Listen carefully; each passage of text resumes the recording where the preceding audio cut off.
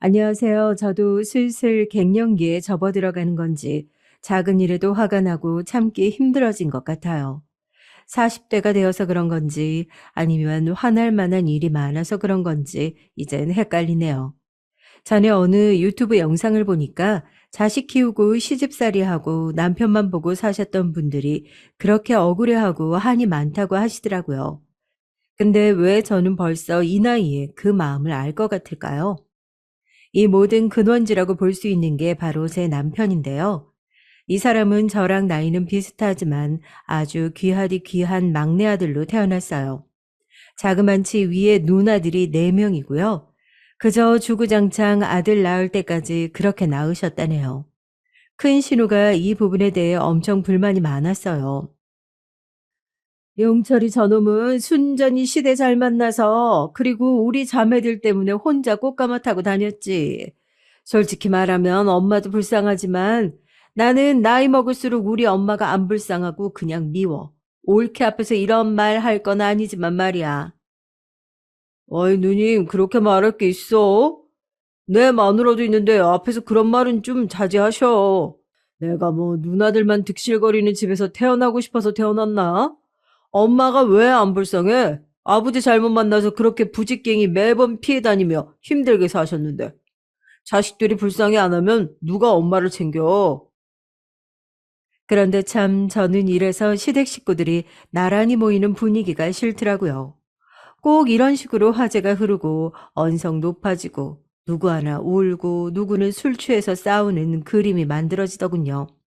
우리 남편은 막내고 사랑 많이 받았으면서 누나들한테 맞춰줄 것이지 절대 한마디도 안 지는 타입이었죠. 봐라 봐. 이놈 자식 말하는 뽐새 봐라. 니만 엄마 아버지한테 먹을 거 입을 거 다 쳐누려 놓고 누나들 앞에서 그렇게 주름 잡고 싶냐? 얻어먹은 거 많으면 니나 실컷 엄마 불쌍히 여기면서 죽을 때까지 효도해라. 안 말린다. 누나 말 다 했어? 맨날 이런 식이야. 이러니까 엄마가 누나들만 만나고 오면 화병이 나고 체해서 며칠을 알아눕지. 아유, 속사납게 진짜. 이렇게 되면 신우들도 한둘씩 일어나면서 인상을 쓰고 자리를 빠지는 거죠. 근데 이때는 분위기가 남달랐던 게 막내 신우가 절 부르더니 이렇게 말하더라고요. 옳게, 이번에 큰언니 분위기가 심상치 않아. 언니도 엄청 벼르고 왔어. 엄마랑 용철이 둘 다 뒤엎는다고 하는 걸 우리가 한창 말렸다? 그런 개싸움 안 되려면 한동안 얼굴 안 보는 게 낫겠어. 옳게는 말이 통하는 사람이니까 이렇게 말하는 거야. 암튼 우리 슬슬 일어날게. 그러면서 파하는 분위기였고 남편은 화가 나서 자기 누나들 배웅도 안 하더라고요. 그런 남편을 보면서 신우들은 주절주절 욕 비슷한 소리들을 하고 어머니는 진즉 취해서 안방에 아주 뻗어버리셨어요. 하지만 그 뒤치다꺼리를 다 하는 제가 이 그림 안에서 제일 불쌍한 등장인물 아닐까요? 저러고들 다 밀물 썰물 빠지듯 사라지면 남편은 그냥 자기도 안방 가서 벌렁 드러눕거든요. 하여간 누나들만 만나면 이렇게 속에서 열불이 더 올라와. 당신 벌써 창 다 치웠어? 아유, 좀 주전버리로 먹을 만한 것 다시 조그맣게 차려와봐. 엄마 일어나시면 한 잔 더 하게. 이런 얘기를 들으면 전 이제 속에서 불이 막 올라오는 거예요. 예전엔 저도 고분고분한 새댁 시절이 있었고 그때야 세상 순하게 다 맞춰줬죠. 먹고 싶으면 당신이 차려 먹어. 나 지금 여기 상 치우느라 허리가 휘게 생겼는데 어쩜 그러냐? 같이 좀 나와서 도우라고. 아유, 이렇게 밥상 받을 때마다 눈치를 보고 빌어야 되겠어? 됐어. 필요 없어. 이러면서 문을 쾅 닫아버리는 인간이 연애 때에는 저에게 별이고 달이고 다 윽박질러서 따다 줄 것처럼 굴었답니다. 하지만 지나보니까 알겠더라고요. 결혼하고 난 뒤 두고두고 사람 피말리는 인간이었단걸요. 앞서 말한 저런 일들이 몰아치고 난 뒤 이후로 명절이라든지 가족 행사가 되면 신우들은 전부 손을 떼버렸어요. 말했잖아 옳게. 나는 이제 엄마네 안 가. 엄마랑 영 끊었어. 용철이 보고 알아서 엄마 잘 모시라고 해. 내가 엄마 때문에 그놈한테 별소리를 다 들은 거 생각하면 진짜 아휴, 그 녀석 똥기저귀 갈아주며 나도 못 가는 대학 그놈은 보내고 얼마나 서름을 당했는지 웃기지도 않아. 큰 신우 작은 신우 그 밑은 더 볼 것도 없고요. 행사에 대해 의논 전화를 하면 하나같이 제 남편 욕만 기차게 해대더라고요. 그러면서 끝은 약속한 것처럼 이렇게 맺는 거예요. 난 몰라. 올케가 그냥 알아서 해. 하기 싫으면 안 해도 돼. 우리 엄마 엄청 대세서 오래오래 살면서 올케 괴롭힐걸. 암튼 나는 이제 모르는 일이니까 그런 걸로 연락 안 해도 돼. 이런 식으로 발을 쓱 빼버리면 저는 뭐 하고 싶어서 하나요? 자기들도 말은 딸이라서 차별당했다고 하지만 딸보다도 못하고 시대 강아지보다도 못한 존재가 며느리 아니던가요? 저도 하기 싫어서 죽겠는데 시누이들이 발을 빼니 제 일만 많아지는 거죠. 와, 진짜 누님들 한 명도 안 온다고? 미쳤네. 미쳤어. 진짜. 낳고 키워준 정도 모르는 것들 같으니라고. 그런 말 할 때가 아니고, 그래서 이번에 명절은 어쩔 거야. 어머니는 계속 음식 어쩌고 뭐 많이 해야 된다는데, 형님들도 안 온다는데, 그렇게 할 필요가 없잖아. 그러면 남편은 걷다 대고 속 터지는 소리를 하더라고요. 아, 무조건 엄마 하자는 대로 해야지 뭐. 그래야 성이 풀리는 분인데, 누님들 안 오니까 엄마는 얼마나 서운하겠어. 그렇게라도 기분 풀어드려야지. 이러면서 남편 역시 저에게 떠맡겼고 저는 수년을 그렇게 해오다 결국 골마 터지게 됐어요. 나 올해는 그렇게 못해. 어머니랑 그 산더미 같은 음식들 반년째 냉동실에서 썩지도 않고 가득 찰 그 음식들 같이 못 만들어. 나 명절 지나고 제사만 지나면 알아눕고 못 일어나는 거 알잖아. 하여간 나는 이제 빠질 거야. 남편은 제 말에 기가 막힌다는 듯 쳐다봤고, 그래도 제가 너무 강경하게 나오니까 좀 놀란 것 같긴 하더라고요.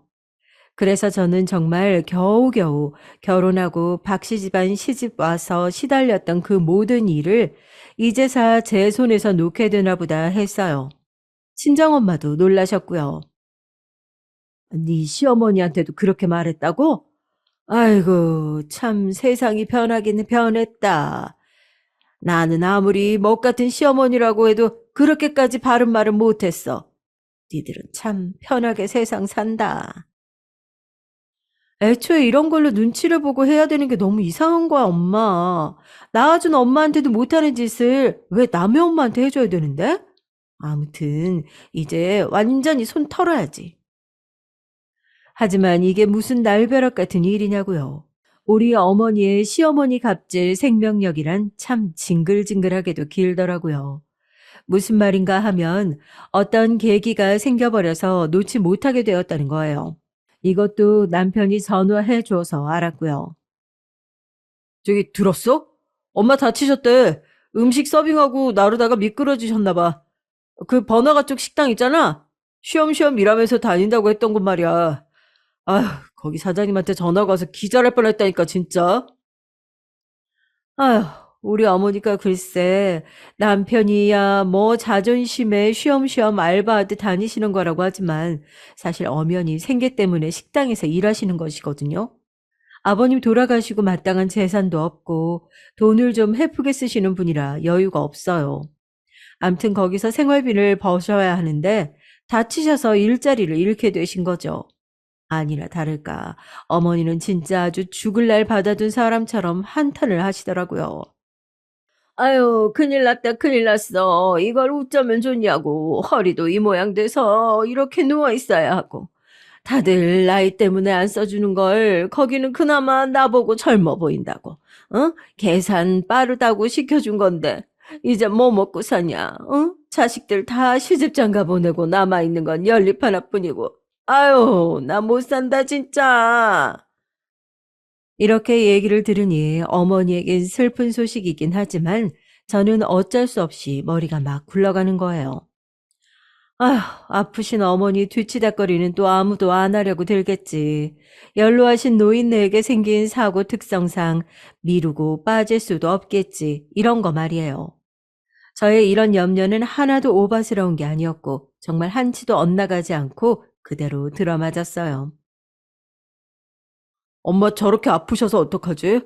아, 움직이지도 못하시고 생활비도 이제 부족하시고 맨날 괜찮다고 하시지만 솔직히 먹고 사는데 지장 많으실 거야. 누님들이 도통 한 명도 엄마를 돌볼 생각을 안 하잖아. 그, 그래서 말인데, 여보, 혹시 나한테 뭐 어떻게 하라고 부탁할 거 아니지? 나도 슬슬 이제 일 시작해야 돼. 나는 이미 제사도 그렇고 이것저것 다 손 안 대고 나오고 싶단 말이야. 그러자 남편은 역시나 예상한 대로 아픈 노인네의 상황을 들먹여가며 막 화를 내더라고요. 아, 그럼 엄마를 저렇게 놔두자는 거야? 당신 진짜 너무하다. 70 가까운 노인네가 다쳐서 밥도 못 얻어먹고 집에 저러고 있는데 그걸 그냥 놔두고 잠이 와? 아, 나는 안 된다니까. 형님들한테 말을 하라고. 그 많은 핏줄들 놔두고 왜 나한테 자꾸 이러냐고. 당신은 우리 친정에 뭐 얼마나 관심이 있는데? 이러면서 우리의 싸움은 깊어졌지만 이상하게 남편이 물러날 기미를 안 보이더라고요. 그러면서 냉전이 하루 이틀에서 쭉 이어지고 하필 이때 우리 친정 행사도 있어서 더 불편했습니다. 결국 제가 먼저 말을 걸어야 했고 이래저래 말을 트게 됐는데 거기서 남편은 충격적인 말을 했답니다. 와, 아니, 우리 친척 언니 결혼식 하나 가주는 거면서 어떻게 거기서 이렇게 거래할 생각을 해? 내 남편으로 가는 거 하나가 그렇게 생색낼 일이야? 뭐? 이거 가줄 테니까 어머니를 우리 집에서 모시자고? 당신은 말을 진짜 정 떨어지게 해. 내가 언제 거래를 하겠어? 그 친척 처형 결혼식 갈 건데 가는 김에 할 말 있다고 했던 거잖아. 나 어제 엄마 들여다보고 왔는데 정말 장난도 아니야. 어? 냉장고 꼴도 말도 아니고 그 집 정리하고 우리 집에 모시는 것도 나쁘지 않잖아. 저는 이 말을 들으니까 하늘이 노을해지더라고요. 일단 가족 행사가 있으니 어찌어찌 다녀왔지만 가서도 애가 보채고 울어대고 남편은 저한테 바라는 게 있어서인지 우리 가족들한테도 능글맞게 인사를 엄청 해대는 거 있죠. 결국 돌아오는 차 안에서 저는 암만 생각해도 이건 아니다 싶어서 선을 그었습니다. 모시고 오는 건 못해. 진짜 그건 정말 안 돼. 아, 어쩌다가 나보고 들여보다 보라고 하면 그것까진 할 수 있을지 몰라도 아무튼 함께 사는 건 안 돼. 나는 우리 친정엄마랑도 그렇게는 못 살아. 저는 엄청 고민하고 고심하며 말을 했는데 정말 의외였던 게 말이에요. 남편이 예상은 했다는 듯 그렇게 험악한 표정은 아니은 거예요. 웬일로 순순히 받아들이겠다는 건가 했는데 와, 더 험난한 현실이 기다리고 있었답니다. 어떤 일이 있을 것 같으신가요? 아마 뭘 상상해도 그 이상일 겁니다. 당신이 내가 그렇게 말할 줄 알았어. 그래서 나도 방법을 생각해 봤는데 노인네 저렇게 혼자 둘 수도 없고 당신도 싫다고 할 거고. 그러고 뜸을 들이는 게 점점 쎄한 거예요. 기다려봤더니 세상에 전 너무 놀래서 턱이 빠질 듯 입이 벌어졌어요. 뭐, 200만 원? 어머니한테 매달 그렇게 200만 원씩 드리자고? 그럼 어쩔래? 엄마 다리 저렇게 돼서 질질 끌면서 움직이셔야 돼. 게다가 나가서 일하는 건 완전 불가능하고 치료도 받아야 하고 생활도 해야 되는데. 그래서 내가 모시자고 했던 거 아니야. 살림 합치면 집도 합쳐서 돈도 남고. 어? 아니, 됐어. 모시는 얘기는 그만하고 돈 200을 얼마나 언제까지 드리겠다는 건데 이번 달 한 달만 드리자는 건 아닐 거 아니야. 당연하지. 몸 아팠다가 낫는 게 어디 엄마 맘대로 되냐? 나도 최소 6개월은 그리 드려야 된다고 생각해.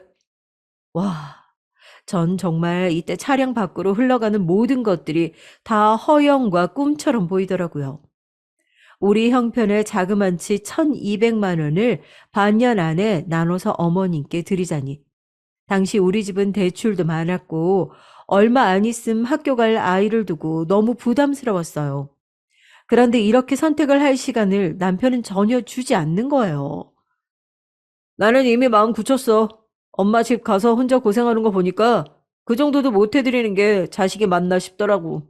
게다가 같이 살게 되면 당신이랑 어머니 부딪힐 게 뻔하고 그거 보고 사느니 그냥 이렇게 무리해서 얼마 용돈을 보내드리는 게 나을 것 같아. 이미 본인이 이렇게 결론을 다 내버렸고 경제권도 거의 남편에게 있으니 저에겐 선택지가 없었어요. 제가 계속 싫다는 표정을 지었더니 그럼 모실 거냐면서 버럭 화를 내니까요. 매달 용돈 드리는 자리에서 당신도 같이 갔으면 좋겠어. 가서 엄마 어떻게 하고 계시는지 들여다도 좀 보고 자꾸 우리 누님들 얘기 꺼내서 일 복잡하게 만들지 말고 당신은 며느리로서 도리만 하면 되잖아. 이때 저는 도저히 반박할 말이 없어서 그냥 있었고요. 아무튼 그 뒤로 어머니께 몇 번 용돈 드리러 갈 일이 있었지만 저렇게 말해놓고 막상 안 부르더라고요. 어머니한테 간다지 않았어? 나랑 이준이도 같이 가야 하나? 갈 때 뭐 죽 같은 거 사가면 될까? 반찬 좀 해둔 거 있는데. 근데 남편은 의외로 그냥 혼자 간다는 거예요. 저야 뭐 따라갈 필요 없어서 좋긴 했죠. 됐어. 당신 어차피 엄마한테 가는 거 귀찮을 거 아니야. 나 혼자 다녀올게. 반찬은 따로 싸줘. 나중에 전화나 드리던지 해. 말 맞다나 저도 솔직히 가고 싶지 않았어요. 전 어머니한테 개인적으로 받은 상처가 있고 어머니는 진짜 말이 세신 분이거든요. 가서 잔소리 들을 생각하니 이렇게 남편 건너서 전달하고 끝내고 싶었죠. 당시에는 저희 아빠도 돌아가신 지 오래되지 않았고 저희 엄마도 꽤 허전해 하실 때였는데요. 저는 저희 친정엄마한텐 자주 갔었어요. 이걸 남편이 꼬집어 뭐라고 하더라고요. 당신, 장모님한테는 그렇게 밥 먹듯 드나들면서 우리 엄마한테 전화는 해본 거야? 반찬이랑 몇 가지 딱 만들어주고 너무 안 들여다보는 것 같다. 아유, 진짜 시집살이는 남편이 시킨다고 엄청 간섭질을 하더라고요. 저도 이런 상황이 반복되다 보니까 고민이 커졌고, 이전에 그만뒀던 직장 언니에게 상담을 했어요. 저 복직하기에는 이미 시기가 늦었고, 비슷한 계열사로 면접 봐서 들어가려고 하는데, 언니 어떻게 생각해요? 집에만 있으니까 자꾸 남편이 무시하는 것 같고, 제 인력이 남아돈다고 생각해요. 이걸 자꾸 시댁에 쏟아붓길 바라더라고요. 이준이는 친정엄마 누구한테 맡길 수 있는 거야? 그것만 해결된다면 빨리 일하는 게 나아.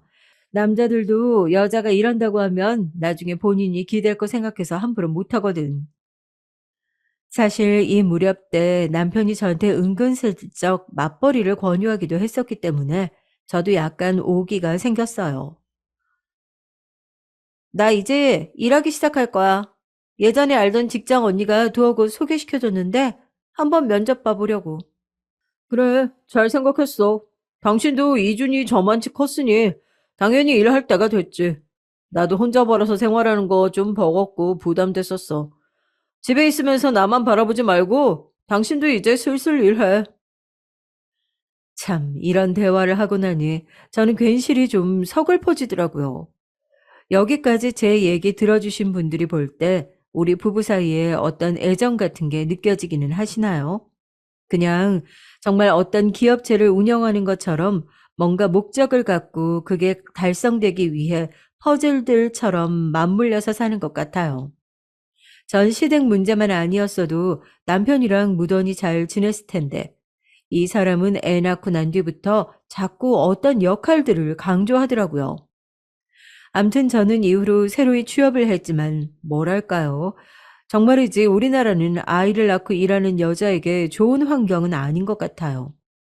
같은 여자건 아니건 결혼을 하고 안 하고에 따라서 이해도가 너무 떨어지더라고요. 우리 애가 아파서 제가 잠깐 휴가를 냈는데 그 다음날 같은 부서 여직원들이 뒷담을 하더라고요. 나 이래서 애 엄마들 싫어. 앞서 그만둔 그 아줌마도 툭하면 애 아프다고 연차 쓰고 친정엄마가 봐주신 거 갚아야 된다고 가족여행 간다고 휴가 불쑥 내지를 않나? 아우, 이번에 새로운 아줌마도 저러고 있는 거 보니까 진짜 결혼하기 싫다. 아우, 짜증나. 화장실에서 이런 소리를 듣고 깜짝 놀란 저는 나중에 조용히 사무실로 들어가 못 들은 척 했어요. 그런데 앞서 제 욕을 하던 그 여직원이 아무렇지 않게 생글생글 웃으면서 말을 걸어오더라고요. 아, 애기 괜찮아진 거예요? 앞으로 혹시 불편한 일 있으면 미리 말씀해 주세요. 저희 다 맞출 수 있거든요. 마음고생하셨겠어요. 이거 드세요. 그러면서 뭐 사탕 같은 걸 주고 가는데 사람이 너무 앞뒤가 다르게 느껴져서 무섭더라고요. 그 부분을 집에 와서 남편에게 토로했는데 저는 남편의 반응에 더 스트레스를 받았어요. 아, 뭐 그런 걸 갖고 그렇게 일일이 기분 나빠해? 그냥 참고 다녀. 당신처럼 경력 뚝 잘라진 사람을 다시 불러다가 200씩 주고 쓰는 거 당연한 일 아니야. 그 여직원들 대학 멀쩡히 나오고 거기 근속하면서 착실히 급여 올리는 애들 아니냐. 당연히 흠 잡을 게 눈에 보이고 싫겠지. 아우, 여보, 내가 뭐 대단한 말을 바랬어? 나 간만에 직장 들어가서 이렇게 일하기 시작했는데 그냥 내 역성 좀 들어주면 그렇게 안 되냐? 아, 그렇게 징징대는 거 들어줘서 뭐가 달라지는데? 맨날 징징거리는 횟수만 늘고 양만 늘어갈 뿐이야. 그리고 당신 돈 버는 데에 도움 하나도 안 돼. 빨리 그 차가운 현실을 깨닫고 버티는 수밖에 없지. 반대로 나는 밖에서 얼마나 고생하는지 알겠어? 알면 좀 잘해. 정말 정남이가 뚝뚝 떨어지는 말투로 이렇게 말을 하는데, 그래요. 저도 마음 같아선 이 모든 걸 깨부시고 당당하게 직장 다니고 남편 코도 납작하게 해주고 싶었더랬죠. 하지만 애들은 왜 엄마가 일하기 시작하면 그렇게 아픈 걸까요? 저희 친정엄마가 애를 봐주셨는데, 글쎄 독감에 걸렸다지 뭐예요. 아우, 아까 소아과 데려갔더니 독감이라더라. 아휴, 나랑도 격리하는 게 좋을 거라는데, 아우, 나도 그게 옳은 것 같다. 낮부터 누가 머리를 때리는 것 마냥 아파가지고 힘들어 죽겠어. 이준이도 5일은 어린이집 못 가고 격리해야 된대. 아, 어쩌면 좋냐, 이걸? 결국 저는 이걸로 실랑이를 벌이고 어떻게 막아보려고 하다가 친정엄마가 폐렴까지 확장돼서 입원하게 되시면서 제 손으로 사직서를 내게 됐습니다. 남편도 이땐 한숨을 푹푹 쉬며 어쩔 수 없겠다 포기를 하더군요. 별 수 없지 뭐 어떡해. 그리고 참 당신도 시간 되면 엄마한테 좀 다녀와 줄 수 있어? 아니 저 장모님 돌봐드리고 시간 되면 가달란 얘기야. 내가 지난달 첫 주인가 가고 엄마한테 못 갔거든. 반찬 혹시 먹을 만한 거 있으면 좀 갖다 드리고. 솔직히 기분 좋은 제안은 전혀 아닌데 저도 어머니 댁에 너무 안 가보긴 했거든요. 그래서 그냥 저희 엄마 드릴 거 한 번에 만들 겸 휘리릭 반찬 네다섯 가지 정도 했죠. 그래서 재빠르게 어머니께 갔는데 저는 여기서 꽤 충격적인 얘기를 듣게 됐답니다. 네? 아니, 저기 어머니 300만 원씩 받으셨다고요? 누구요? 어머니 아들이요? 그러자 어머니는 아주 눈에서 하트가 쏙 빠져나올 것 같은 표정으로 답을 하시는 거예요. 전 기가 막혀 죽겠는데 말이죠. 아유, 그럼 우리 아들이 최고다 진짜. 딸년들이라고는 눈 감고 지 엄마 등쳐먹을 생각만 하지. 자식 역할 하는 건 우리 아들밖에 없네. 내가 아주 그 식당에서 일하면서 넘어져서 다치기도 했지만 그 옆에 애들 기싸움에 밀려서 그만둔 것도 있는데 아무튼 다달이 이렇게 받으니까 우리 아들 덕분에 호강하지 뭐냐. 이날 어머니가 저 붙들고 진짜 거짓말 안 하고 한 4시간을 본인 얘기만 떠들어대셨는데요. 듣자 하니 다리 다쳐서만이 아니라 거기 아줌마들이랑 싸우고 사이도 안 좋으셨더만요. 그 기에 눌려서 그만두신 걸 남편은 왜 그렇게 불쌍하게 말했던 걸까요? 게다가 어머니는 모르시는 게 없으시던데요. 아, 참. 그리고 너 그 일 그만뒀다면서. 우리 용철이 혼자 벌어 300씩 주긴 힘들 건데 웬만하면 니도 좀 버티지 그랬냐? 세상에 쉬운 일이 어딨어. 카스나들이 너보고 애 엄마라고 욕한다고 쪼아댔다며? 아이고, 그러고 이준이도 아프고 사돈도 아프고 하니 어쩔 수 없지만 그래도 좀 참아보지. 돈 200이 어디 그렇게 쉽게 나오냐? 야, 남편이고 어머니고 제가 벌어서 나오는 돈에 서로 눈독을 들이고 있었더라고요. 제 사정이 뭐고 어떻든 간에 전혀 상관도 안 하고 딱 한 달 받았던 월급 200을 그렇게들 서로 아쉬워하는 거예요. 하지만 제 아내는 여전히 의문이 있었고 집에 돌아와서 곧장 남편에게 따졌습니다. 300만 원이라니? 나한테 200 드린다고 하지 않았어? 아니, 우리한테 어디서 그런 여윳돈이 있어? 나보고는 카드값 나가는 거 따박따박 가계부 쓰라고 하고 하나씩 다 검사하더니 어머니한테 300이나 드리고 있었던 거야? 남편은 이때 슬쩍 난감한 표정을 지었지만 이내 그런 얼굴은 금방 사라지고 얼버무리더라고요. 아이, 엄마 아프고 치료받을 것도 있고 한의원도 다닌다고 하는데 그거 일일이 다 얘기하기가 힘들어서 그랬어. 6개월만 드리는 거고. 그리고 뭐, 내가 당신한테 피해 끼친 건 없잖아. 당신이 번 월급을 달라고 하기로 했어? 뭐 그랬어? 내가 번 돈 내 엄마 준다는데, 그렇게 기분이 나빠? 저는 이 대화를 통해 제가 얻은 건 없다는 걸 알았지만 이상하게 기운이 쭉 빠지더라고요. 더 싸우고 싶지도 언쟁을 벌이고 싶지도 않고요. 이제 남편과 제 사이에 더 나눌 뭔가가 없을 것 같다는 슬픈 예감이 들었어요. 하지만 제가 이렇게 마음을 놓아버릴 여유도 없이 그놈의 집안 행사는 또 찾아오고 말았습니다. 그건 바로 어머니 칠순잔치였어요. 남편이 아닌 어머니 본인이 직접 전화해서 저한테 요구를 하시더라고요. 그간 딸만 넷 낳고 아들 하나 낳기까지 고생하면서 살아온 내 인생이 너무 서글퍼서 좀 대접을 받고 싶다. 내가 그래도 늙음하게 말년에 복이 있기는 한 거지. 이주넘엄 네가 좀 제대로 준비해봐라. 반짝반짝하고 촌스럽게 시뻘겋게 그렇게 좀 해줘라. 남들 다 그리 하더만. 먼 놈의 요구사항은 또 그렇게 까다로우신지 본인이 직접 전화해서 부탁하는데 싫다고 말할 수도 없고요. 남편에게 이런 상황을 말했더니 또 얄팍하게 말을 뱉더군요. 엄마가 해달라면 그렇게 해드리면 되지. 뭐가 문제야? 부페랑 연동되어 있는 홀들 많을 테니까. 당신이 인터넷으로 좀 알아봐. 아마 전 이 무렵부터 남편과의 대화를 짧게 끊었던 것 같아요. 길게 말해봐야 속만 터지고 이상하게 새벽쯤만 되면 우울감이 들고 남편과 한방 쓰기도 싫더라고요.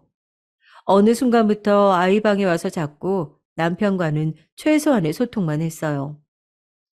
헌데 사람이 누울 자리를 보고 눕는다고 이런 요구를 하더라고요. 우리 남편 70년대 사람인데 왜 이렇게 고지식하고 50년대 아저씨들 같을까요? 당신이 이 집에서 딸이자 며느리 노릇을 하는 셈이니까 이번엔 누님들을 좀 중재해서 불러 모아봐. 다른 날도 아니고 칠순이잖아. 내 말은 누님들이 들은 척도 안 해. 같은 여자니까 당신이 뭐라 좀 얘기 좀 해봐 좀. 전 조금도 내키지 않았어요. 진짜 이 큰 행사만 끝내고 두고 보잔 생각이었거든요. 하나씩 시댁 일도 끊고 무슨 일이 있어도 거들지 않겠다고 다짐을 했었더랬죠. 하지만 제 말을 들은 신우들 역시 순조롭게 따라주진 않았고 이게 뭐라고 제가 중간에서 고생을 해야 하는 건지 답답했어요. 이제 더 이상 제 앞으로 밀려드는 일거리를 다 받고 싶지 않더라고요. 뭐? 나보고 알아서 하라고? 나 지금 지난주 대전 갔다 오고 다음 주는 중국 가야 돼. 내가 가고 싶어서 출장 다니는 거 아닌 거 알잖아. 칠순이 인생에 어디 두 번씩 오는 것도 아니고. 이제 와서 손 뗀다고 하면 어떡하냐? 처음부터 하지 말든가. 그랬더니 제 보통 아닌 표정을 보고 자기도 좀 긴장이 되었나 봐요. 이상하게 갑자기 달래기 시작하더라고요. 아이, 다른 날도 아니고 칠순이잖아. 우리 엄마 어린애처럼 그날만 손꼽아 기다린다고. 이번만 잘 좀 넘어가 주라, 응? 아, 내가 이번에 중국 가서 장모님 선물도 같이 사올 테니까. 당신도 그걸로 장모님한테 생색내고, 아무튼 서로 잘하고 살면 좋은 거잖아, 어? 누가 보면 제가 이 말에 혹해서 다시 손댄 줄 알겠지만, 저는 이걸 통해서 완전히 마지막으로 시댁 업무를 끝내고 뿌리를 다 뽑아버리고 싶었어요. 그리고 칠순 일주일을 앞두고 무려 저는 독감에 걸리게 되어 엄청 아팠거든요. 그런데 남편은 이때도 손이 발이 되도록 빌더라고요. 여기 약 써왔어. 아, 나도 애도 마스크 다 끼고 있으니까 당신도 안 옮기게 조심하고. 아니, 저기 또 옮기 시작하면 계속 수건 돌리기도 아니고 고생하니까 하는 말이야. 아무튼 좀만 힘내. 연락은 나도 돌릴 테니까. 결국 자기 엄마 칠순 무던히 좀 준비해달라고 저러는 것이었죠. 그래서 어찌어찌 저도 수행 맞아가며 나았고 칠순도 뭔 정신인지 모르게 초대 가수까지 섭외해서 끝냈답니다. 그런데 행사가 끝난 그날 저녁 말이에요. 그나마 저랑 말귀가 통한다고 생각했던 막내 신우로부터 전화가 왔어요. 그리고 저한테 곧장 따지기 시작하는 거죠. 옳게 좋은 날 애쓰고 고생 많아서 나도 그냥 좋은 말만 해주고 싶은데 내가 우리 남편한테 면이 도통 안 서서 말이야. 우리 남편이랑 나랑 힘껏 수고비도 쥐어주고 했는데 어째서 이 시간이 될수록 용철이랑 올케는 인사 한마디 없어? 손님 초대도 해놓고 그러면 안 되지. 네? 수고비. 그게 무슨 말씀이신지 저는 받은 게 없는데요? 저는 일단 끊고 뭔가 이상해서 곧장 남편에게 물어봤는데 이렇게 말하는 거예요. 난 뭔 얘기인지 모르겠어. 아까 누님이 주는 거 받긴 했는데 그대로 다 어머니 드려버렸지. 아, 그냥 다들 직통으로 저 빼고 얘기하면 안 되는 건지. 그래서 저도 막내 신우에게 얘기했는데 괜히 박씨 집안 사람들이 아니었어요. 진짜 말구녕이 안 통하더라고요. 나는 엄마랑 연 끊은 지 오래야. 어디까지나 올케네 수고했다고 돈을 쥐어준 거라고. 아, 남편 간만에 처가 행사 데려가서 돈 크게 쓰게 했는데 면이 안 서잖아, 진짜. 계속 투덜대고 짜증난다는 신우 때문에 결국 아직도 독감의 여독이 남아 몽롱한 제가 별로 말도 안 나눠본 막내 신우 남편에게 전화해서 직접 감사 인사를 했답니다. 남편한테 말하니까 괜히 지 매형만 욕하더라고요. 얼굴 한 번 안 비추다가 딱 한 번 와서 돈 좀 썼다고 그거 더럽게 생색내네 진짜. 아유, 다시는 얼굴 안 봐야지 진짜. 그러면서 저는 정말 그 어떤 공도 치아받지 못하고 그렇게 칠순을 흘려보냈습니다. 저만 열심히 제주 넘고 돌고 뛰고 재롱 부린 셈이었죠.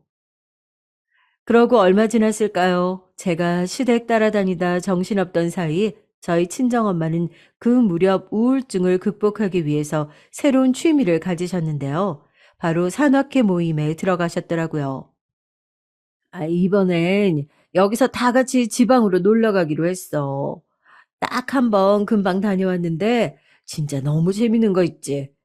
나도 나이 먹어 자식들한테 데려달라고 하기도 좀 그렇고 우리 또래들끼리 길눈 밝고 똑똑한 사람들이랑 같이 다니니까 너무 좋다, 야. 그 말에 저도 크게 안도했고 엄마가 가시는 편에 용돈도 얼마 챙겨 드렸답니다. 그런데 어쩜 이렇게 일이 꼬이는 건지요. 이렇게 쭉 쓰면서 느낀 건데 제 인생은 굴곡 없이는 그냥 못 흘러가나 봐요. 자꾸 어디선가 텅텅거리는 것 같네요.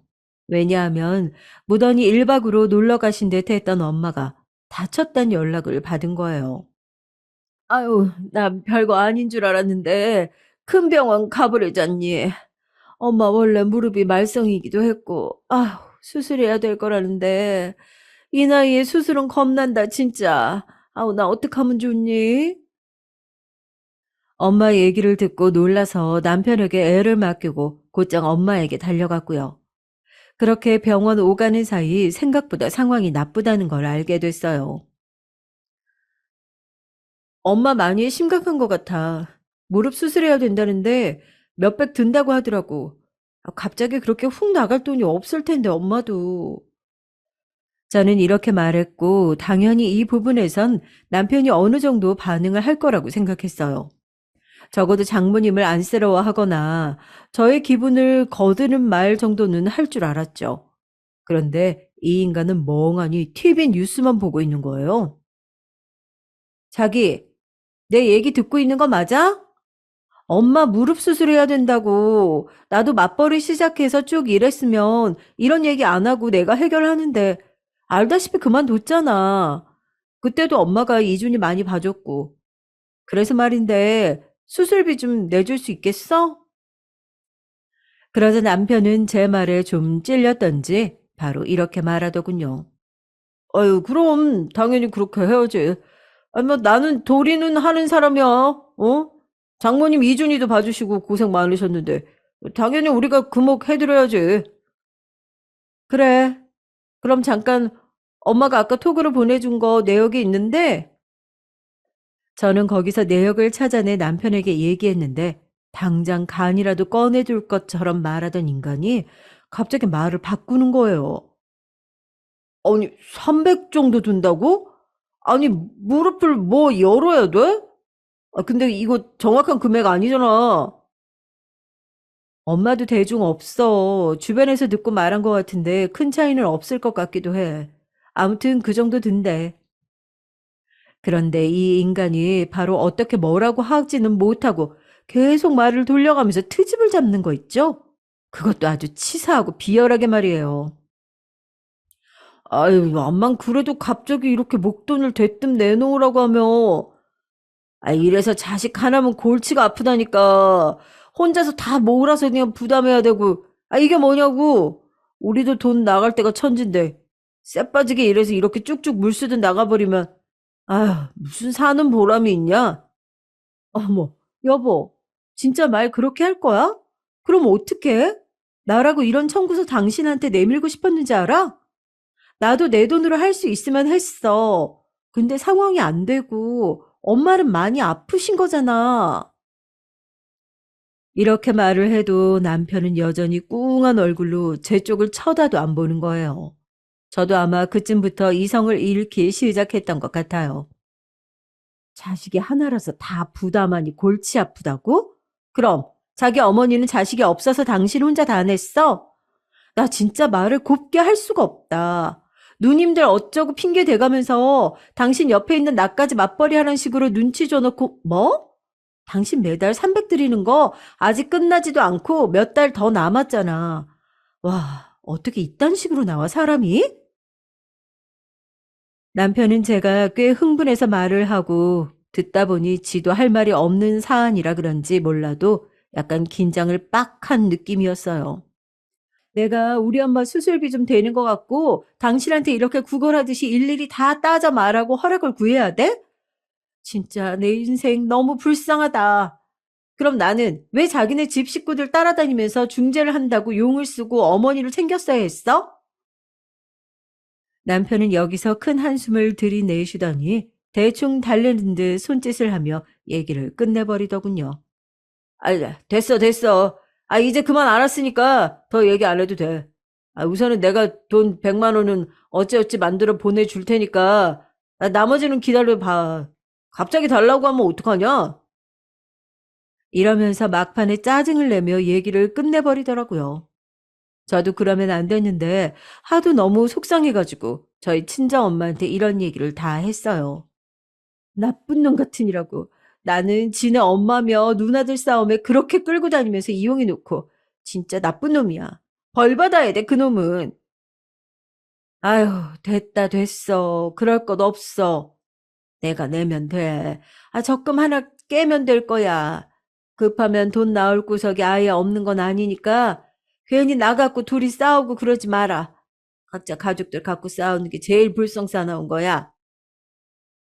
전 그러고 싶은 생각은 없었는데 한사코 엄마 본인이 내겠다고 하고 정말 이러지도 저러지도 못하고 복잡한 중이었는데요. 제가 잠깐 애를 데리러 어린이집 간 사이 엄마는 전화를 하신 거예요. 너 공연히 내 수술비 갖고 박사방이랑 싸우고 그러지 마. 엄마 그런 걸로 사위덕 보고 그러고 싶지도 않고 하나도 안 필요해. 그 딸 사위 싸워가지고 그거 결제해주면 내가 치료하면서 뭐 마음이 편하겠니? 그 전혀 신경 쓸 거 없으니까 걱정하지 마. 급기야 엄마가 이렇게 알아서 하게 됐고 남편은 나중에 집에 돌아와서 돈 얘기는 아예 다 까먹고 있더라고요. 저 보자마자 한 얘기가 이거였거든요. 내가 생각해봤는데 암만 해도 그때 막내 누나 그러고 간 거 마음에 좀 걸려. 그때 자기가 대신 전화해서 매형한테 인사했고 나는 매형이 너무 얄미워서 모른 척했지만 사실 뭐 누나는 아무런 죄가 없잖아. 일단 겸사겸사 그냥 밥이나 먹자고 당신이 그 전화 좀 해줘봐. 엄마한테 내가 아까 전화해보니까 엄마도 같은 생각인가 보더라고. 뭐라고? 나 지금 무슨 말인지 이해가 안 가는데? 아이 참 이게 뭐 그리 어려운 얘기라고 귀를 헤매냐? 간단하게 말해서 그냥 막내 누나네 부부랑 우리 부부랑 엄마랑 다 같이 갈 만한 한식당 좀 알아봐 나. 나도 적당히 인터넷으로 찾아볼 테니까. 전 여기에서 들고 있던 물전을 쾅 내려놓고 남편을 노려봤습니다. 내가 지금 막내 형님 어쩌고 한 얘기를 못 알아들어서 되묻는 것 같아? 진짜 뻔뻔하고 배려 없다 당신. 나랑 요 앞전에 뭔 얘기하다가 끝났는지 생각도 안 나나 봐. 그러자 남편은 그제서야 누나를 굴리는 듯 하더니 진짜 얼굴에 느낌표가 그대로 뜨는 것 같더라고요. 이제 생각났냐? 우리 엄마 아픈 걸로 그렇게 옥신각신 해놓고 아예 뇌에서 다 지워버렸나 보다. 내가 당신 엄마 그렇게 대하면 가만히 안 있었을 거면서. 남편은 제 말에 먹긴 놈이 섞는다고 찔려서 버럭 소리를 지르는 겁니다. 아니, 장모님한테 내가 뭐 특별히 뭐가 어째서 일부러 그런 거겠어? 나도 우리 집 일이 생각하다가 깜빡한 것 뿐이야. 알려주고 다시 물어보면 되지. 말을 그따구로 하냐, 너는. 저는 이날만큼은 그냥 넘기고 싶지 않더라고요. 그냥 그대로 몰아붙였습니다. 이게 지금 깜빡하고 자시고 이해받을 일이야? 어? 우리 엄마 수술하려고 돈 얘기 나왔던 거잖아. 나보고 얼마 돈 100만 원이라도 먼저 보내준다더니 종일토록 연락도 없었고 내 얼굴 보자마자 또 네 식구들 뒤치다꺼리 맡기려고 했지? 결국 우리 엄마 돈으로 냈어. 어떡할래? 이 말을 하면서 저는 몸이 절로 부르르 떨렸는데 남편 놈은 찔리니까 더 막 화를 내면서 저를 궁지에 몰려고 하더라고요. 진짜 나쁜 놈이에요. 아니, 내가 일부러 그랬어? 그랬던 증거 있냐고? 각자 자기 식구들 생각하느라 까먹을 수도 있지. 그러는 너는 네가 평소 뭐 얼마나 우리 가족한테 잘했다고 큰 소리야? 내가 일일이 가르쳐서 시키지 않으면 절대 안 움직이는 게 그거 수술비 좀 장모님 내셨다고 그렇게 억울해 미치겠어? 이때부터 저는 눈을 부릅뜨고 남편에게 시선을 뗄 수 없었어요. 어쩜 이런 인간이 다 있나 싶었으니까요. 그리고 막말로 너 자꾸 엄마들끼리 비교하는데 그럼 나는 왜 당신 엄마 수술비를 당연히 대야 하는 건데 나 혼자 보니까 아주 물줄기가 나한테서 다 쏟아나는 것 같아? 말하면 다 나오는 줄 아냐고. 너 저번에 뭐라 그랬냐? 칠순 때 우리 엄마 챙기는 거 말했더니 뭐? 효도는 셀프로 하는 거라고? 그럼 개소리나 하던 게 너 아니야? 전 여기서 정말 천둥 번개가 정수리를 스치듯 어마어마한 충격과 깨달음이 일어나더군요. 곧장 자리에서 일어나 남편을 똑바로 쳐다봤어요. 셀프? 맞아. 좋다. 내가 그렇게 말했었지. 그럼 우리 이제 그쪽으로 가자. 어때? 각자 부모님께 잘하고 셀프로 효도하고 효도한 만큼 본인 부모한테 받아먹으면서 각자 인생 살자고. 이 말에 남편은 이해가 잘 안 되었는지 다시 되묻는 거예요. 전 그 자리에서 이것저것 짐을 챙기고 그대로 현관을 나가며 말했습니다. 혼자 실컷 셀프로 네 엄마한테 효도하면서 사랑 많이 받고 살아. 거긴 내가 들어갈 구멍이 아니니까 나는 간다. 당신이랑 더 할 말 없고 당신이랑 이제 살기 싫어. 말 걸지 마, 이제. 그러고 나가버렸고 엄마 수술을 하고 집에 오시기까지 한 2주간을 엄마네에 붙어 있었어요. 여기서 애 어린이집 보내고 중간에 남편 없을 시간에 몰래 집에 가서 남은 짐들을 조금씩 덜어왔는데요. 결국 더 길어지는 걸 못 참고 남편이 쳐들어왔죠. 애 어린이집 하원해서 들어오려는데 저희 친정 입구 앞에 남편이 장승처럼 눈을 부릅뜨고 있더라고요. 당신 진짜 이딴 식으로 할 거야? 애 데리고 나가면 뭐 하는 짓이야 도대체? 하도 장모님께서 어쩌고 하니까 내가 직접 전화도 못 드려보고 참았는데 알아서 적당히 하고 기어들어 왔어야지. 아니 지금 장난하는 거야? 당신 지금 우리 엄마 집안에 있는데 그렇게 소리 지를 거야? 우리 집이 우스워? 아니, 당신이 지금 그런 상황을 다 만든 거 아니냐고. 이제 내 탓을 할 일이야? 전 그대로 애만 들여보내고 다시 현관에서 말했어요. 이혼하자. 나 당신이랑 이제 그만하고 싶어. 내가 일주일이고 이주일이고 안 들어가는 건 다 이유가 있는 거지. 들어가서 다시 살 것 같았으면 왜 나왔겠어? 나 생각 많이 해봤는데 암만 생각해도 당신이랑 사는 거 손해야. 그만할래. 뭐 잘못 먹은 것도 아니고 왜 그런 소리를 하는 거야 지금? 웃기지 좀 말아줄래? 이혼은 무슨 씨나라 까먹는 소리를.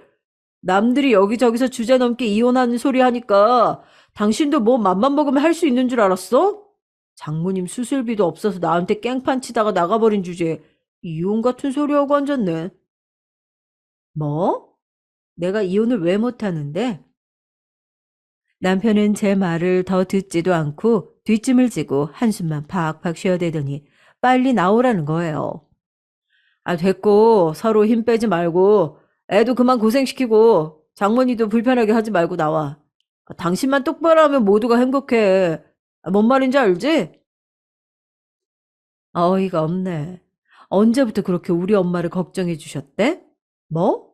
이혼할 주제가 안 돼? 그럴 주제가 되는데 당신보다 낫지. 없는 형편에 돈 300씩 시댁에 갖다 붙는 당신보다 난 아주 여유 있어. 어디서 명령질이야? 아우, 이걸 진짜. 존말할 때 빨리 들어가서 애 데리고 챙겨서 나와. 더 큰 소리 안 나게. 이야, 이 인간 잊어보니 더한 짓도 저에게 하겠더라고요. 저는 번뜩 생각난 게 있어 후다닥 들어가서 엄마에게 말하고 그걸 챙겨 나왔죠. 남편은 지 기준에서 제가 정신 차린 줄 알고 팔짱을 끼고 입구 앞에 서 있더군요. 뭐야, 애는? 왜 혼자 나와? 짐이랑 다 갖고 나오라니까. 이거나 볼래? 당신 주제 파악 시켜줄 종이야. 보고 화병 나서 찍고 그러면 큰일 난다, 당신. 적당히 보고 돌려줘. 그러고 전 서류를 남편에게 내밀었고 남편은 오만상을 찌푸리며 그걸 받아보더군요.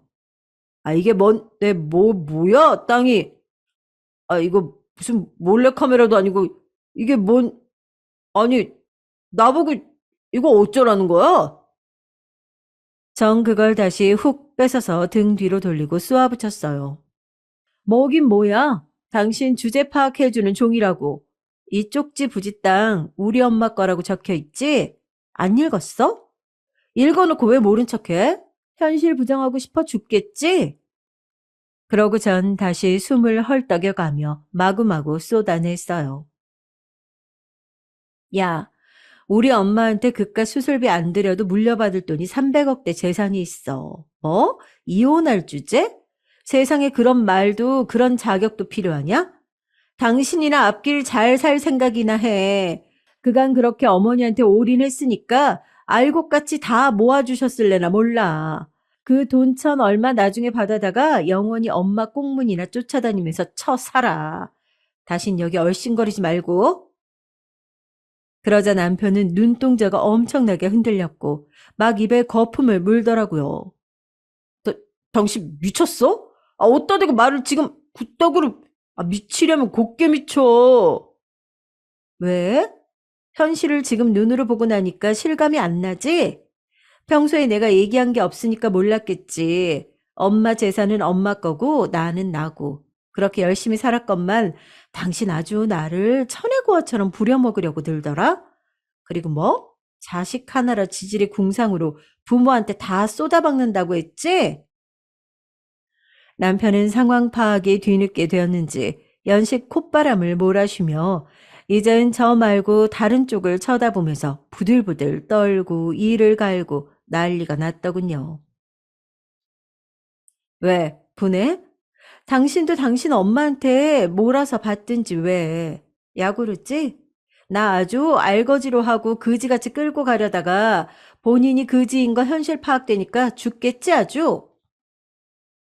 이렇게 저도 잔뜩 독이 올라서 쏟아부은 건 그간 당했던 내용이나 이날 와서도 너무 당연하게 절 하녀 부리듯 끌고 가려고 했기 때문이에요. 전 말도 제대로 맺지 않고 그 길로 들어와 버렸고요. 남편은 그 뒤로 우물쭈물 거리다가 지 엄마랑 누나한테 다 알렸더라고요. 그래봤자 누나들도 편들어주지 않고 어머니도 뭐 어쩔 도리가 없었을 거예요. 그렇게 남편은 눈 말짱이 뜨고 이혼당했고 저는 엄마 쪽으로 넘어온 그대로 잘 살고 있어요. 이혼 갖고 엄마도 꽤 말이 많으셨지만 전날 남편이 찾아와서 부린 꼬라지를 다 알고는 입을 못 다무시더라고요. 그 와중에 남편 놈이 우리 엄마한테 전화해서 저 말고 엄마를 구슬려서 달려볼 생각으로 연락을 했었나 봐요. 아니, 나보고 글쎄, 장모님 몸 좀 괜찮으시냐고 연락이 온 거 있지? 아휴, 대충 말하다 끊긴 했어. 이 말에 너무 화가 나서 저는 남편에게 문자를 보냈어요. 당신 한 번만 더 우리 엄마 쪽으로 개수작 부리면 애도 못 보고 더 추한 꼴 당할 줄 알아. 접근 금지야. 이쪽에 그 누구에게도 내가 먼저 하기 전까지 하지 마. 알았어? 그래서 남편은 세상 지 발밑에 두고 저를 골려먹고 함부로 대하다가 역공격을 당했고요. 다 쓰러져가는 그 연립에서 자기 엄마랑 단둘이 아주 오붓하게 잘 살고 있답니다. 당연히 어머니는 아들로부터 받았던 그 월 300씩의 용돈을 모아두었을 리 따위 없었고요. 싹 다 탕진해버려서 아들이랑 세상 그런 원수가 없는 지경이 되었다네요. 이것 역시 그나마 연락해왔던 막내 신우통에서 들었어요. 내 동생이지만 나도 더 얘기 못하겠다. 그냥 내 말은 그렇다는 거야. 옳게도 그간 애썼어. 그럼 잘 지내. 앞으로도 연락할 일은 없겠지만 건강하고.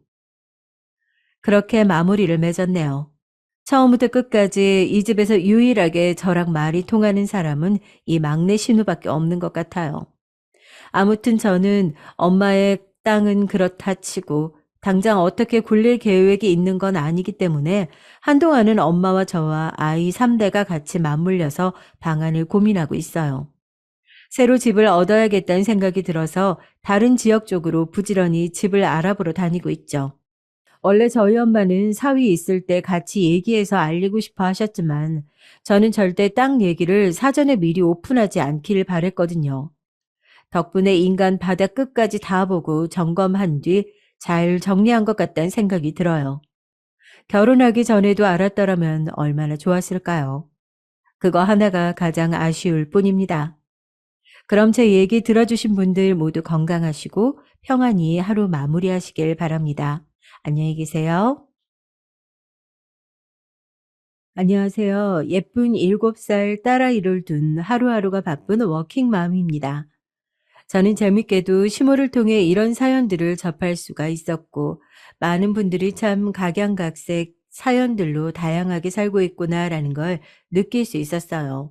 나이가 꽤 있으신 시어머니도 재밌게 보고 있더라고요. 저도 최근에 내놓을 만한 사연이 있어 이렇게 보내봅니다. 제 삶은 다른 사연자들에 비해 큰 고난 없이 물 흐르듯 매우 평탄했어요. 결혼을 하기 전까지는 말이죠. 나름 부족함 없이 살던 저희 집에서는 제가 열심히 공부해서 대학에 유학까지 다녀오기를 바라셨지만 학창 시절 저는 마냥 청개구리 같아서 그렇게 하라는 공부는 너무도 하기 싫었습니다. 저는 결국 지방에 있는 전문대를 졸업했고 그 학벌은 꼬리표처럼 따라다니며 저를 평가하게 됐죠. 그래도 전 제가 좋아하는 것을 찾아 자격증도 따며 나름대로 제 스스로의 가치를 올리려 노력했어요. 처음에 제 시작은 일반 피부관리사였으나 점차 제 손길을 찾는 손님들이 늘었고 6년의 시간이 흘러 그렇게 실장이라는 자리까지 오를 수 있었죠. 그 즈음에 지금의 남편을 처음으로 만났어요. 기본적인 소개 자리로 만났지만 남편과 저의 만남은 꽤 신기한 만남이었죠. 왜냐하면 소개자가 바로 지금의 시어머님이시거든요. 시어머니는 저희 샵을 다니며 꾸준히 저만 찾으시던 제 단골분이셨어요. 그날도 어김없이 항상 진행하는 루트로 피부 마사지를 진행하는데 어머님이 제게 먼저 물으셨죠. 우리 이 실장님 남자친구 있나? 아니요, 연애 안 한 지도 벌써 2년이나 지나가는데요. 아, 왜? 예쁘장하니 인기도 많을 것 같은데. 워낙 바쁘기도 하고 크게 만날 기류가 없어서요. 그나저나 그건 왜요? 혹시 사모님 아시는 분 중에 괜찮으신 분이라도 있으신가요? 괜찮은 남자 있지 그럼. 연하가 괜찮다면 혹시 내 셋째 아들 어떤가? 흔한 제의는 아니었죠. 자기가 다니는 샵 피부관리사에게 자기 아들을 소개시켜주는 일은 거의 없으니 말이에요. 처음엔 당연히 거절했어요. 저를 그만큼 예뻐해 주시고 생각해 주신 거는 너무 감사했지만 아무래도 부담스러웠으니깐요. 부담스러워하는 건 알겠지만 한번 만나보고 아니다 싶으면 거기서 끝내도 괜찮아요. 그렇게 내 눈치 안 봐도 된다는 말이야. 내 셋째 아들 최근에 학교 졸업하고 회사 들어가서 아직 세상 물정이 어떤지 잘 몰라. 이상한 여우 같은 기집애들 꼬일 바에야 우리 이 실장처럼 사회 경험 풍부하고 사람 대할 줄 아는 여자가 훨씬 낫지. 내가 이 나이 먹고 하나 배운 게 있다면 바로 사람 볼 줄 아는 눈이라는 거야. 그건 내 눈에 이 실장이 쏙 들어온 거고. 나도 더 이상 우리 애 만나보란 소리 안 할 테니까 한번 밥이라도 먹어봐. 이후에도 당시의 사모님이자 지금의 어머님은 제게 계속 제안을 하셨고 결국 지금의 남편을 소개 자리에서 만났습니다. 남편은 저보다 3살이 어렸어요. 전문대에 일찍이 일을 시작했던 저와는 달리 남편은 대학을 각 졸업한 새내기 직장인이었죠. 처음엔 억지로 이 자리를 나온 듯한 모습이 너무나 티나 보였어요. 대답도 건성건성 빨리 집에 가고 싶다는 예의 없는 태도에 저 또한 소리를 꽥 지르며 생각 없는 자리에 억지로 나온 거라고 저도 괜찮다며 그 자리를 박차고 나왔죠. 그런데 희한하게 이후로 연락이 계속 오더라고요. 자기가 초면에 무례했다며 사과의 의미로 밥 한번 사고 싶다면서 말이에요. 그렇게 저희는 서로의 프레임을 빼고 다시 마주하게 됐습니다. 두 번째로 만난 저희 남편은 처음 마주했던 모습과는 많이 달랐어요. 몸에 배어있는 젠틀한 매너에 유머스러운 모습까지 처음에 봤던 그 사람이 맞나 싶을 정도였죠. 덕분에 저도 거리낌 없이 남편을 마주할 수 있었고요. 그렇게 해서 몇 번의 만남을 이은 뒤 저희는 정식으로 교제를 하게 됐습니다. 3년이라는 연애 끝에 결혼까지 이어지게 됐죠. 남편과 연애하는 동안에도 현재 시어머니이자 당시 사모님이었던 어머님은 꾸준히 저희 샵을 나와 저에게 피부 관리를 받으셨고 저희 관계를 응원해 주셨어요. 그렇게 상견인 날 저희 부모님은 그 어느 때보다 옷차림이나 머리 스타일 등 신경 써서 그 자리를 나오셨죠. 시부모님도 한껏 멋을 낸 모습으로 식당에 나타나셨고요. 그리고 두 아주버님과 형님들까지도 함께 모습을 보이셨습니다. 남편에게 형이 둘이 있고 결혼도 했다는 걸 알고 있었지만 이렇게 상견례 자리까지 오실 줄은 몰랐는데 조금은 당황스럽더라고요. 피부관리 사라더니 집이 좀 사나 보네. 머리부터 발끝까지 다 명품이잖아. 그러게요. 나이도 저희보다 많다고 들었는데 관리사라서 그런지 피부에서 광이 나는 게 꼭 저희 또래 같네요. 두 예비 형님들이 수군대며 하는 얘기를 들은 저는 똑똑히 들을 수 있었어요.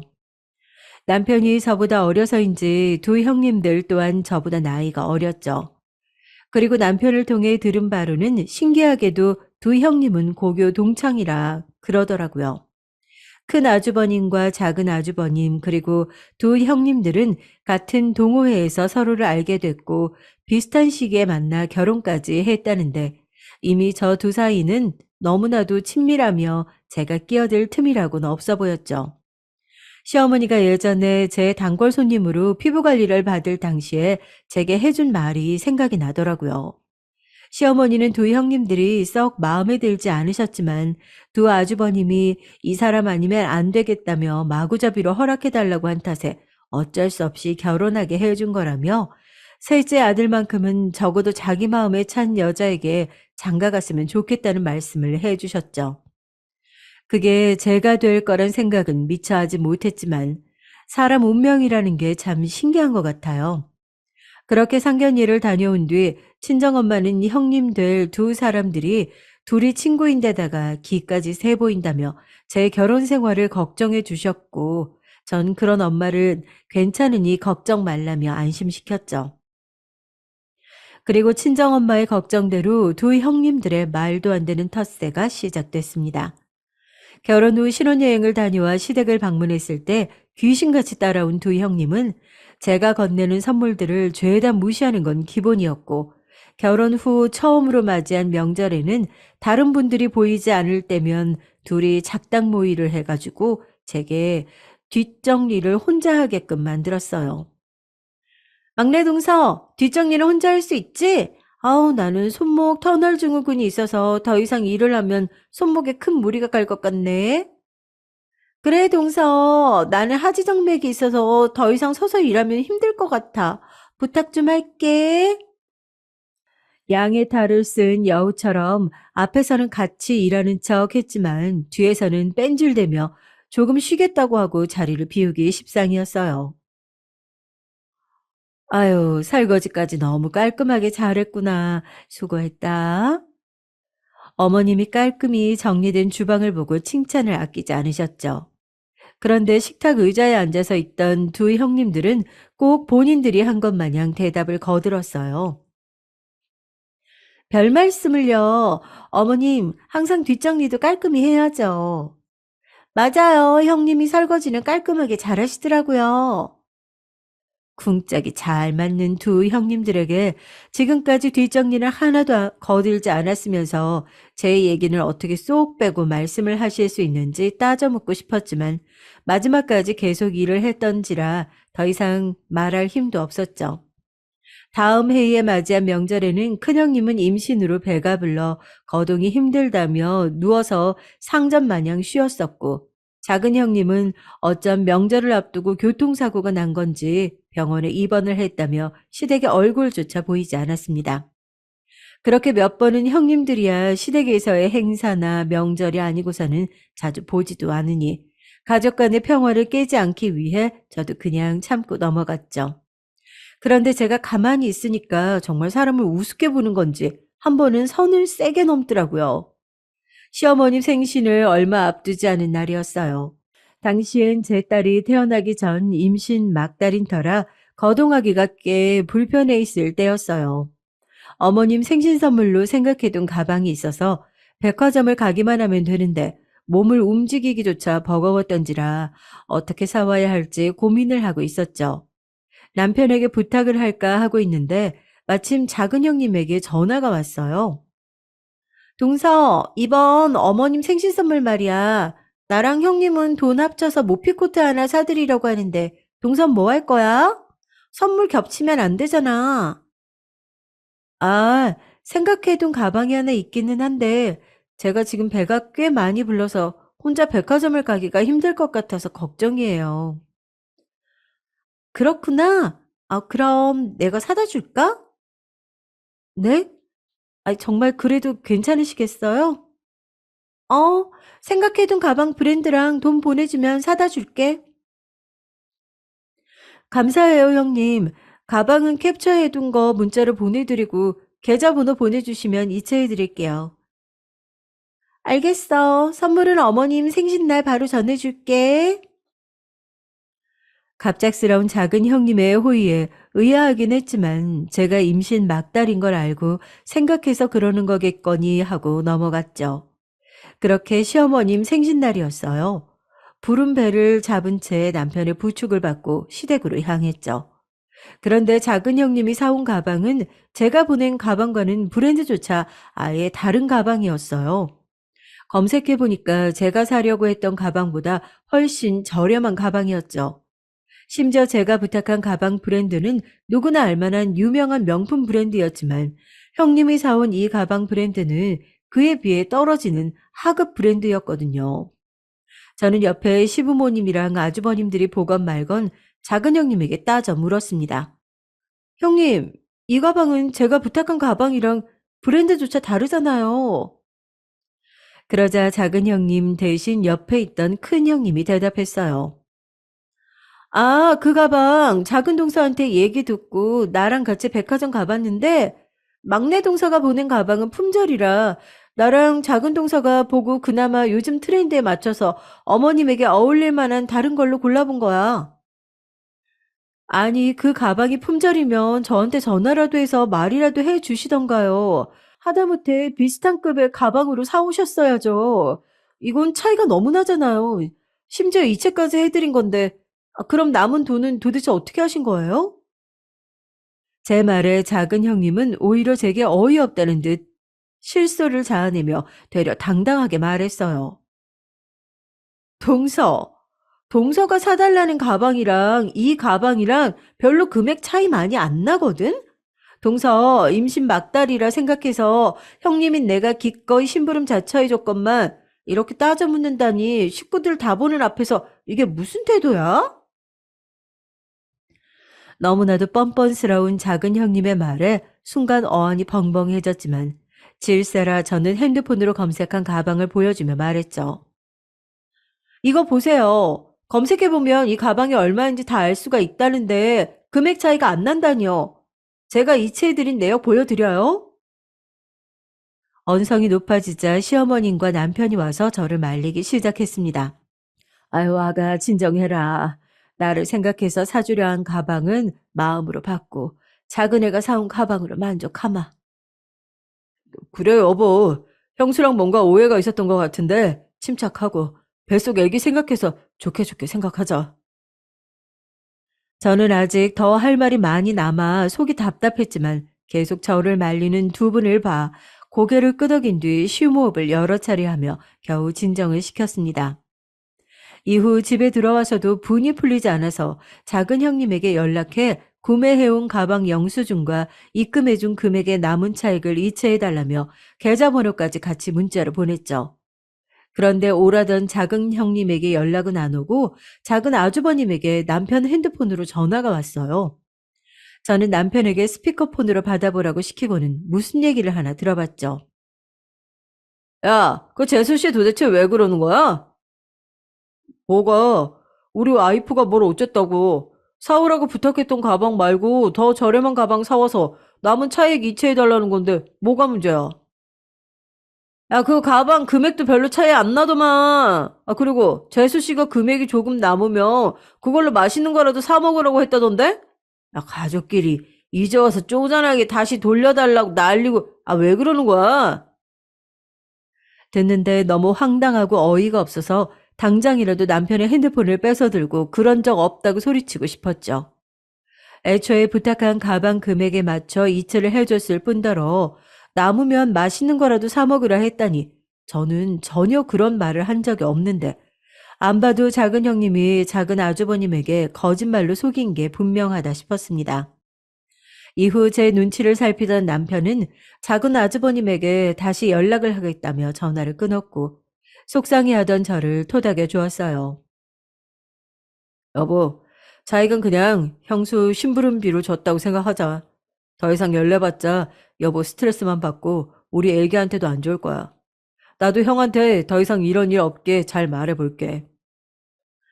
애써 위로해주는 남편에게 겨우 고개를 끄덕여 주었죠.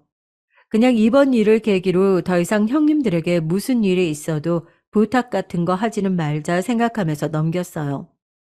그렇게 시간이 흘러 저는 하나뿐인 제 딸을 낳았고 더할 나위 없이 행복한 시간을 보냈죠.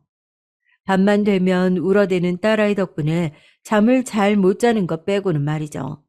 남편도 육아를 신경 써서 해주었고 종종 친정엄마나 시어머님이 와 딸아이를 돌봐준 덕분에 산후조리도 짧은 기간 안에 큰 무리 없이 할 수 있었고요. 그렇게 딸아이가 두 돌이 될 때쯤 저도 일을 복직하기 위해 다니던 샵에 연락을 했어요. 아우, 어쩌지? 이 실장이 온다면 우리야 너무 좋지만 이미 우리도 사람을 다 구해서 자리가 영 안 나네. 안 그래도 이 실장 찾는 손님들 많아서 우리도 웬만하면 이 실장을 복직시키고 싶은데 대신 온 친구가 나이도 어린데다 금세 적응을 해서 자리 잡았거든. 그래서 당장 나가라고 하기가 좀 그렇네. 미안해, 이 실장. 10년을 넘게 함께한 샵이었기에 복직은 금세 가능할 거라고 생각했어요. 그런데 이미 사람을 구한 터라 자리가 안 난다 해서 그렇게만 믿고 있었더니 알고 보니 저를 대신해서 온 직원이 사장 언니 조카였다고 하더라고요. 역시 10년 넘게 일해준 직원도 남은 남이니 자기 가족이 우선이라 그거겠죠. 언제는 동생 동생 하며 남동생만 있던 제게 본인을 언니처럼 생각하라 했던 사장 언니를 너무 믿은 제 잘못이었어요. 믿는 도끼에 발등 찍힌 셈이었죠. 이제는 저도 나이가 있고 기혼에 아이까지 있다 보니 제가 원하는 페이에 직장을 구하기는 꽤나 어려웠어요. 어떻게 할지 고민을 하던 저는 결국 제 샵을 차리기로 마음을 먹었답니다. 남편도 시댁도 친정집도 모두 좋은 생각이라며 옆에서 지지해 주었고 지금껏 결혼 자금 외에 야금야금 재테크하며 모아둔 목돈에 남편과 친정엄마가 조금은 보태준 덕분에 대출을 소액만 받고 샵을 차릴 수가 있었어요. 새로 지은 신축 상가의 대로변 바로 앞이고 역도 가까이 있어서 주변 시세보다는 월세가 꽤 나갔지만 무엇보다 집이랑 가까워서 좋았죠. 딸이 어리기에 집과 가까운 게 제일 좋았거든요. 인테리어 회사를 다니던 남편의 손을 빌려가며 가게 내부 인테리어는 적은 비용으로 완벽하게 해낼 순 있었죠. 전체적으로 모던하고 차분한 분위기로 꾸며봤습니다. 전에 다니던 샵은 그저 화려하게만 했다면 제 샵은 좀 더 깔끔했죠. 베드와 기계들을 모두 구비하니 제법 구색이 갖춰져 보이더라고요. 간판이나 홍보는 시아버님의 아는 지인분이 있다며 시댁에서 비용을 조금 보태주어서 진행한다 하여 제가 더 이상 신경 쓰지 않아도 됐습니다. 온 가족의 배려와 모두가 신경 써준 덕분에 샵은 성공적으로 오픈할 수가 있었어요. 웬일인지 두 형님들도 개업 축하 화환을 보내주더라고요. 전에 시어머니 선물 일로 괜시리 서먹해져서 말도 쉽게 안 붙이고 거리를 둔 채 지냈는데 먼저 이렇게 화환도 보내주니까 괜히 미안하고 고맙더라고요. 그래서 저는 먼저 고맙다며 다음에 기회 되면 놀러 오라고 연락을 먼저 보냈습니다. 그 후 저는 꽤나 정신이 없었어요. 사람 구하는 것부터 일이었죠. 자리 잡을 만하면 조금만 힘들어도 그만두는 직원들이 몇 있었으니까요. 그래서 저는 전에 다니던 샵에서 함께 일하던 동생들에게 오랜만에 연락해서 근황을 물었어요. 제가 임신으로 육아휴직을 한 이후론 샵에 손님들이 조금씩 줄어들었다고 하더라고요. 예약도 하나 둘 줄어들기 시작해서 저번 달에는 월급도 밀렸다면서 다른 동생들 몇 명은 이미 관두었다고 곧 샵이 망해도 이상하지 않다면서 지금 있는 직원 몇 명도 당장 이직하려고 알아보고 있다며 꽤 안타까운 소식들을 들려줬죠. 그중에서도 제일 저를 잘 따르던 동생에게 스카우트 제의를 먼저 해보았습니다. 현주야, 내가 사실 최근에 사는 동네 근처에 샵을 오픈했거든? 나도 믿을 만한 직원이 좀 필요한데 우리 샵에서 일해보지 않을래? 페이는 신경 써서 챙겨줄게. 어머, 언니, 너무 축하해. 언니가 샵을 차린다면 좋겠다 생각했는데 실제로 일어나서 내가 다 좋다. 나야 불러주면 당장 가지. 그렇게 축하한다며 곧 대박 나는 거 아니냐며 제게 비행기를 열심히 띄워주던 동생은 며칠 뒤 저희 샵으로 와주었고, 이후 얘기를 전해들은 전 샵에서 함께 일하던 동생 2명이 더 저희 샵으로 이직을 했어요. 그렇게 직원들을 모두 고용해 정착시켰고 조금은 안정되어 가는 모습도 보였죠.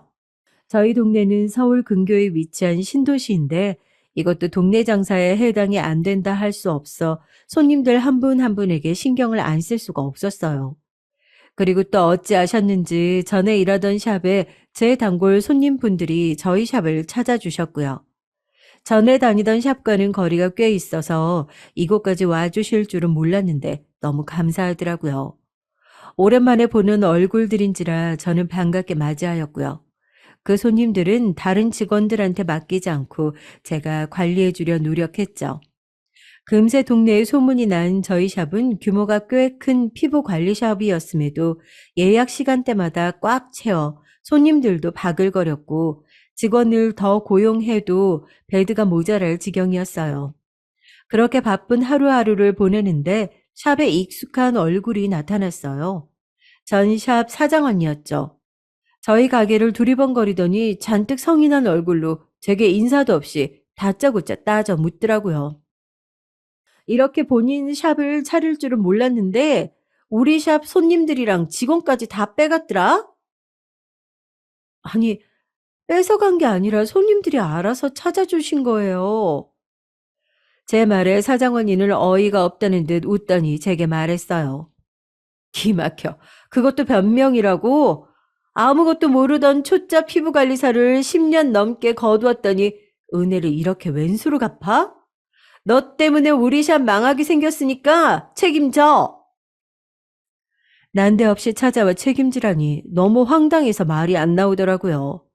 이어 그 사장 언니는 제 머리채를 잡으며 너 때문에 망하게 됐으니까 책임지라고 소리쳤습니다. 저는 힘겹게 손을 뿌리치며 말했죠. 본인 샵에 문제가 있으면 본인부터 제대로 돌이켜 보세요. 괜히 엄한 사람 잡지 마시고요. 그래도 인연이? 결국 이 사장 언니는 제 뺨을 때렸고 전 돌아간 뺨에 손을 얹은 채 벙쪄 있었습니다. 이후에도 분이 덜 풀렸는지 카운터 위에 올려둔 인테리어 소품들을 하나씩 던지기 시작했어요. 그 광경을 지켜본 직원들은 곧바로 경찰에 신고를 했고 소품 몇 개가 깨진 뒤에야 경찰들이 찾아왔죠. 알고 보니 그 사장 언니는 혈중 알코올 농도가 꽤 높은 수치로 나왔었다 하더라고요. 다음날 가차없이 저는 그 언니를 고소했고 며칠 뒤 제게 그날은 미안했다며 화부해달라고 무릎 꿇고 빌었습니다. 자기가 술에 취해 제정신이 아니었다면서 자기 샵은 망해가는데 제 샵은 잘 되어가는 걸 보니 질투가 났다며 진심으로 용서를 구하는 그 언니의 모습에 저도 그간의 정이 생각나 마음이 약해지더라고요. 저도 10년이 넘게 몸담고 일했던 일터가 한순간에 문 닫는 걸 보고 싶지 않았기에 고소는 취하하기로 하고 그 언니에게 좋은 기회일 만한 제안을 하나 했어요. 바로 가맹점 라이센스를 주고자 함이었는데요. 변화되는 시대에 발맞춰 오래된 인테리어와 낡은 영업 방식은 벗어던지고 제 샵의 2호점으로 재탄생하는 게 어떤지에 대한 제안이었죠. 사장 언니의 실력이야 이 바닥에서 지금껏 버텨온 것만으로도 증명이 되었고 무엇보다 제가 이 언니에게 일을 처음 배운 거기 때문에 믿을만 했죠.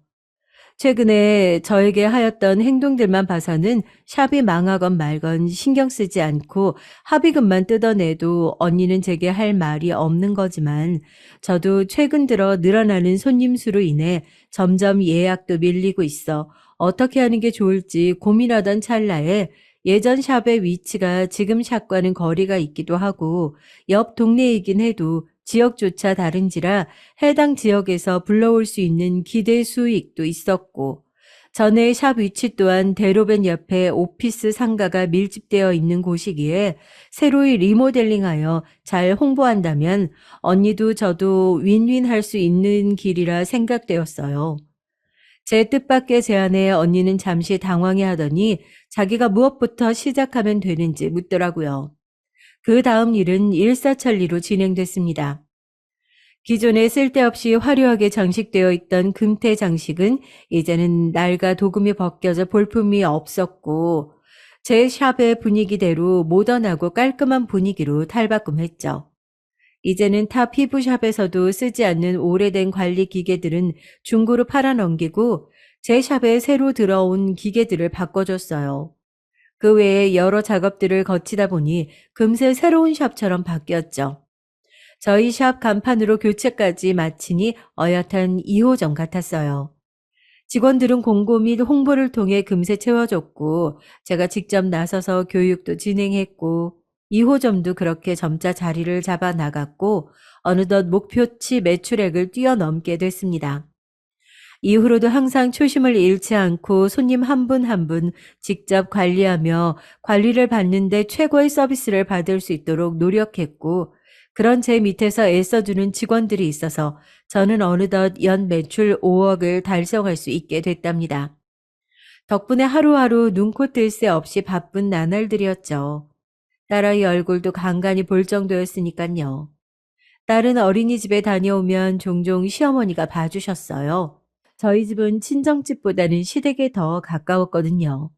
무엇보다 저희 시어머니는 제가 샵을 차린 것을 굉장히 좋아해 주시고 지지해 주셨어요. 그래서 누구보다 물심양면 도와주셨고, 아이도 직접 나서서 봐주신다고 했죠. 그날도 어김없이 바쁜 하루를 보내고 집을 갔어요. 남편은 조금 늦는다고 했고, 평소처럼 어머님이 계실 줄 알았는데, 집에는 큰 형수와 시조카가 딸아이와 함께 있었어요. 어머, 형님, 여기 어떻게 오신 거예요? 어머님이 오늘은 컨디션이 많이 안 좋으시다고 하셔서 나보고 대신 서화 좀 봐달라고 하시면서 키 건네주셨어. 아, 그러셨구나. 감사합니다, 형님. 고맙긴 뭐. 우리 예준이도 서화 놀아주는 거 좋아하고 동서 바쁜 거 아는데 서로 돕고 살아야지. 제가 샵을 차린 이후로 두 형님들은 제게 꽤 우호적으로 바뀌셨어요. 말투부터 사근사근하게 바뀌었죠. 이후 형님은 제게 조심스럽게 물으셨어요. 그런데 동서, 내가 요즘 애들 돌본다고 피부가 많이 푸석해졌더라고. 그래서 작은 동서랑 같이 가서 피부 관리 좀 받으려고 하는데, 설마 가족끼리 돈 받을 거 아니지? 그럼요. 오픈할 때 화환도 보내주셨잖아요. 그때도 제가 작은 형님께 한번 놀러 오라고 말씀드렸는데, 작은 동서 통해서 얘기 들었어. 근데 이 피부 관리라는 게 한 번 받는다고 좋아지는 게 아니잖아? 그리고 요즘 동서 2호점 내고 바빠서 본점에 없는 시간도 많다고. 시간 내서 갔는데 동서가 없을지도 모르니까 쉽게 못 가겠더라고.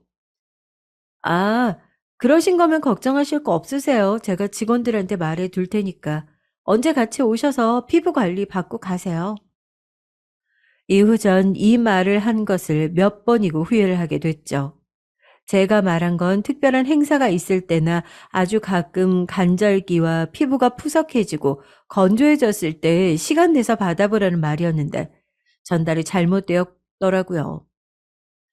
그걸 얼마 지나지 않아 알 수 있었습니다. 다음날 시조카를 본다고 일을 아예 쉬며 주부로 있는 큰 형님은 샵을 오픈하자마자 저보다도 빨리 샵에 도착해 있었어요. 동서, 나 어제 와도 된다고 해서 아침부터 와봤어. 오후 되면 손님 많아질 거 아니야. 생각해서 일찍 왔는데 괜찮지? 아, 네. 오신 김에 잘 받고 가세요. 제가 직원들에게 말해 둘게요. 저는 이어 직원들에게 노크를 하고 유니폼으로 다 갈아입은 직원 한 명을 불렀어요.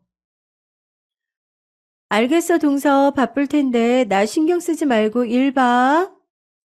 이후 큰형님은 제 옆에 있던 직원을 부르며 원하는 코스를 손가락으로 가리키며 말하더라고요. 이 스페셜 코스로 부탁해. 나 여기 사장 가족이니까 신경 써서 부탁하고.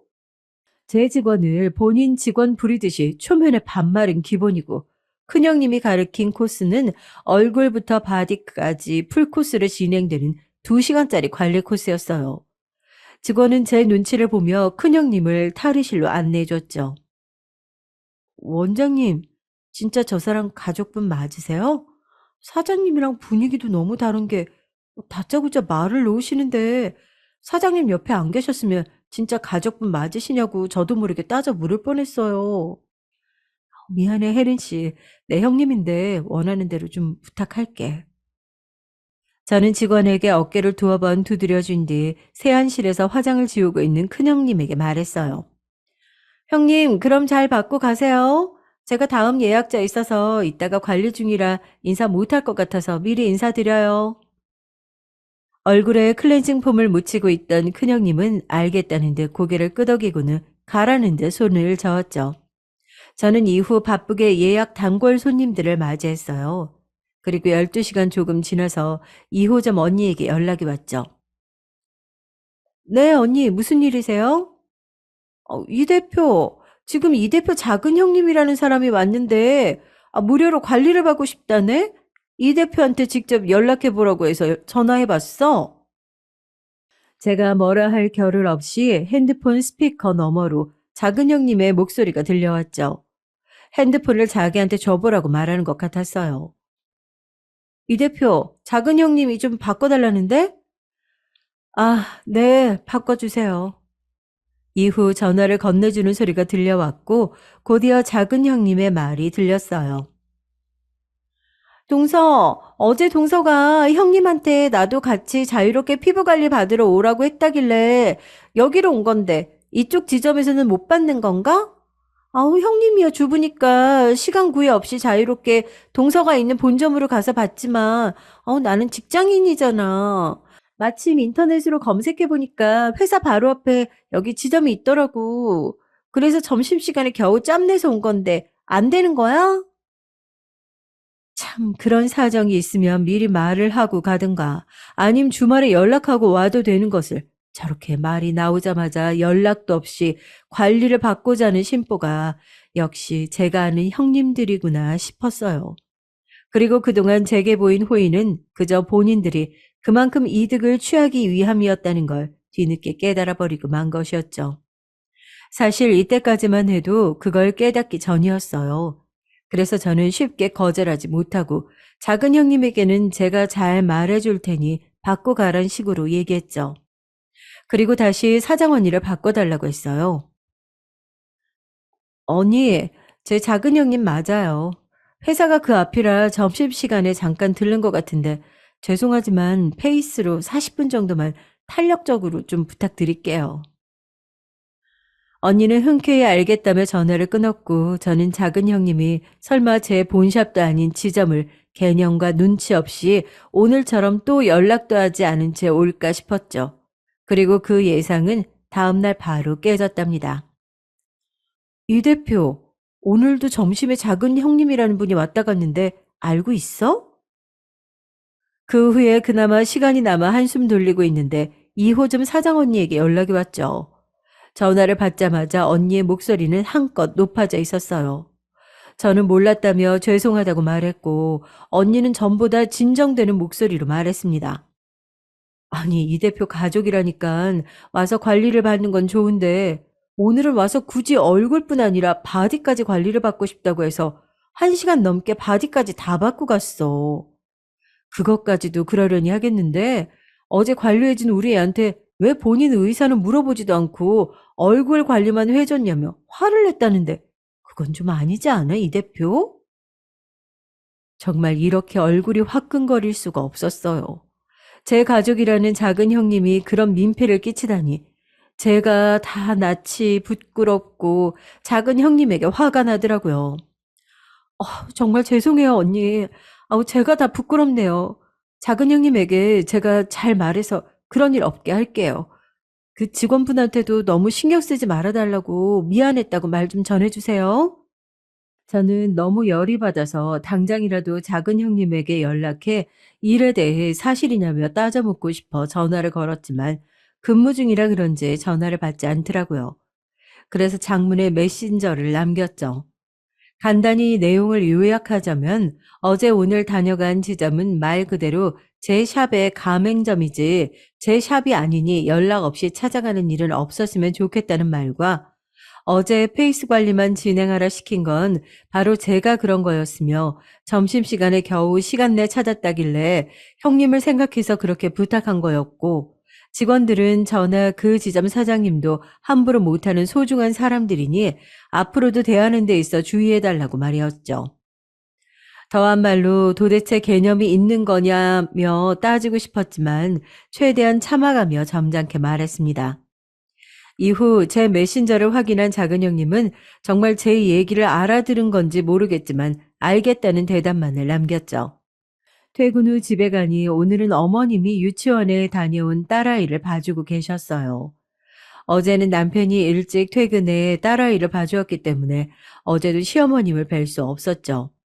전 그제 큰형님이 어머님 컨디션 안 좋다고 했다는 말이 떠올라 뒤늦게 안부를 여쭈었어요. 어머님 오늘도 서와 봐주셔서 감사해요. 감사는 무슨, 내가 좋아서 하는 건데. 막내 아가 너야말로 일한다고 수고했다. 수고는요. 그나저나 어머님 몸은 좀 괜찮으세요? 그저께 컨디션 안 좋다는 얘기 큰형님한테 들었는데 제가 진즉에 안부를 여쭙는다는 걸 이제야 물어보네요. 아유, 그럼 멀쩡하니 걱정 안 해도 된다. 그저께도 내가 괜찮다는데 굳이 큰애가 자기가 가겠다고 하더라고. 내 안색이 안 좋아 보인다나 뭐라나. 제가 큰 형님에게 들은 말과는 다른 얘기였습니다. 분명 어머님이 먼저 컨디션이 안 좋아 대신 봐달라며 카드키를 주셨다고 했는데 의아했죠. 그런데 그 뒤에 이어진 형님의 행동을 생각하니 알 것 같더라고요. 일부러 제 호의를 사 저희 샵에 들락거리려는 속셈이었던 거예요. 그 다음 날은 주말이라 평일보다는 조금 늦은 시간에 출근을 했죠.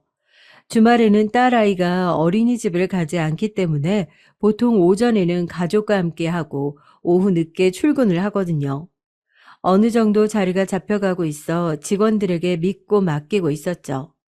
출근 후 평소처럼 직원들에게 별일 없는지 물었는데 저희 샵 실장직을 맡고 있는 직원이 제게 오더니 말하더라고요. 원장님, 오늘 형님이라는 두 분이 아침부터 저희 출근도 하기 전에 와서 기다리고 계시더라고요.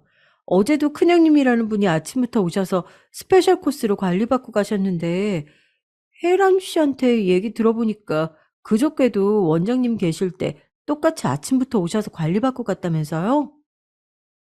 어제는 은행 업무로 조금 늦게 출근해서 몰랐는데 작은 형님이 이어 큰 형님도 연달아 관리를 받으러 왔다고 하더라고요.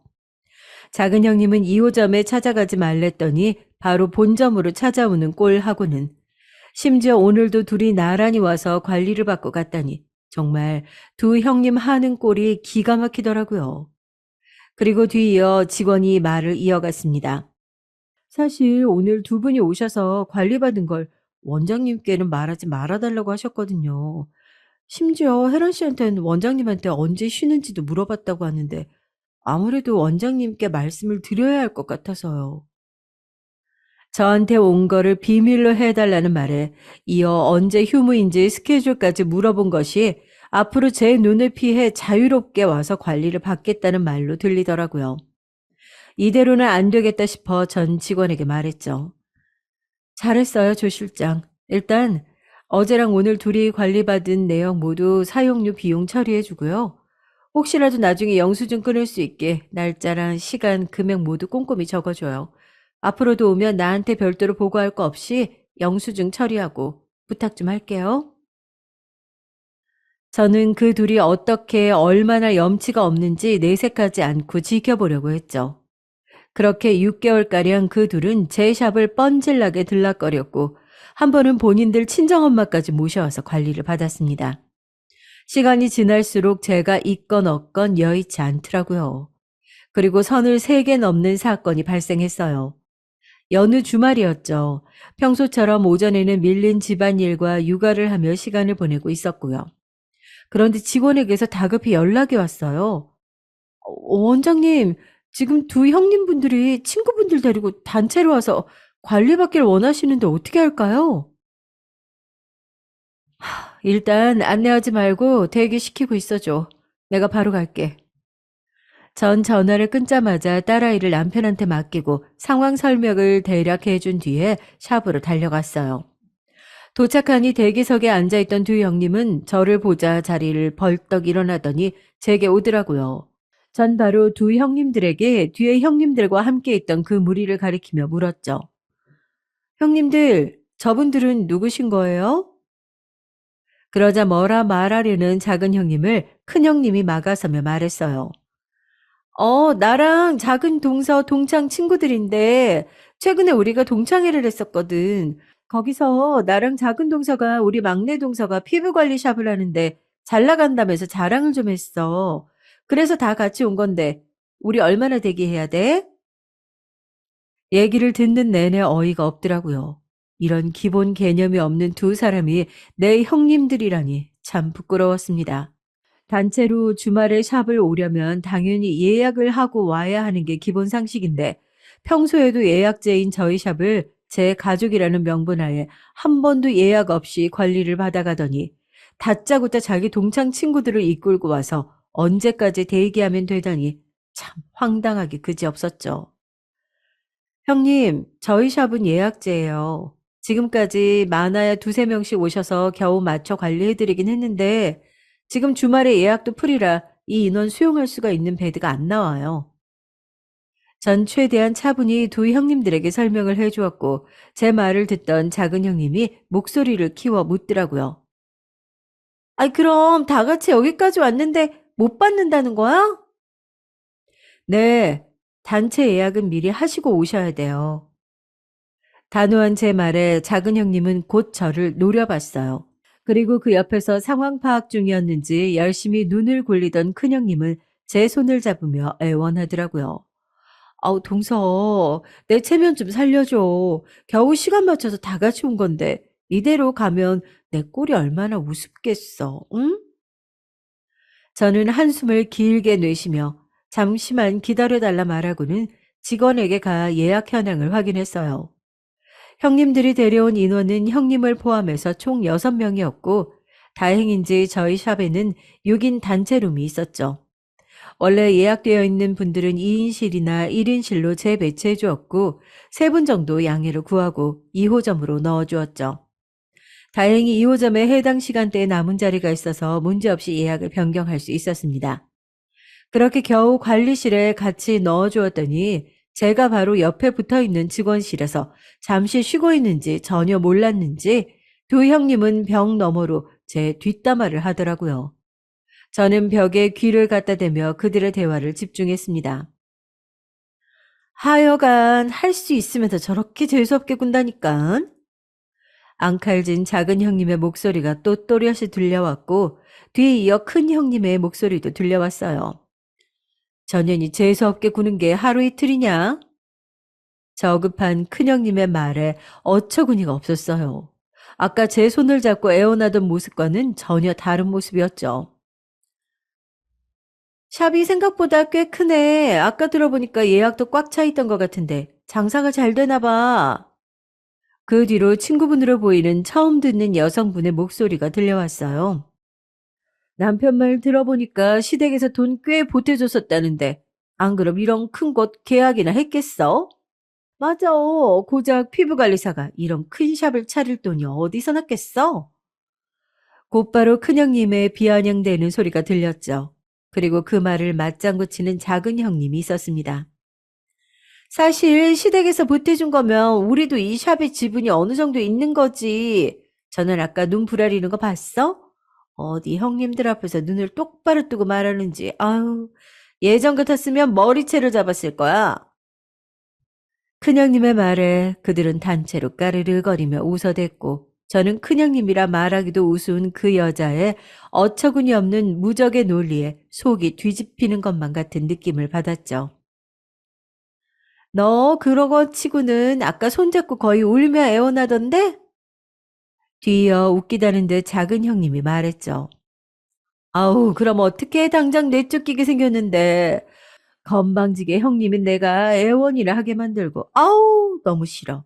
아까 잡은 손 생각하면 역겨워 죽겠어. 이중적인 큰형님의 모습에 다시 한번 소름이 돋더라고요.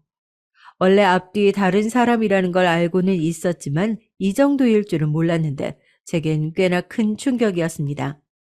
그리고 뒤이어서 펼쳐진 상황에 경악을 금치 못했어요.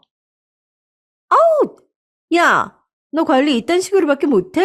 아프잖아. 너 이름 뭐야? 내가 누군지 알아? 여기 사장님 형님이야. 너네 사장보다 윗사람이라고. 죄송합니다, 고객님. 근데 제가 아까 말씀드렸다시피 턱 쪽에 올라온 트러블로 지금 해드리는 거 기계 관리가 조금 따끔하실 수 있으세요. 그런데 어디 잘했다고 말대답이야? 기계 관리 받던 작은 형님이 따가웠는지 미리 조심하라 언지해준 직원에게 소리를 질렀고 곧 찰싹하는 소리가 룸을 크게 울려 퍼졌어요. 저는 그 소리에 이성의 끈이 끊기는 것만 같았죠. 더 이상은 안 되겠다 싶어 지금까지 모아둔 사용료 영수증을 뭉텅이채 들고 룸으로 들어갔습니다. 저를 본 두 형님은 놀랐는지 토끼 눈을 하고는 저를 쳐다보았고 저는 그간의 사용료 영수증을 면상에 집어 던졌어요. 6천만 원 입금하고 집에서 폐기나 해.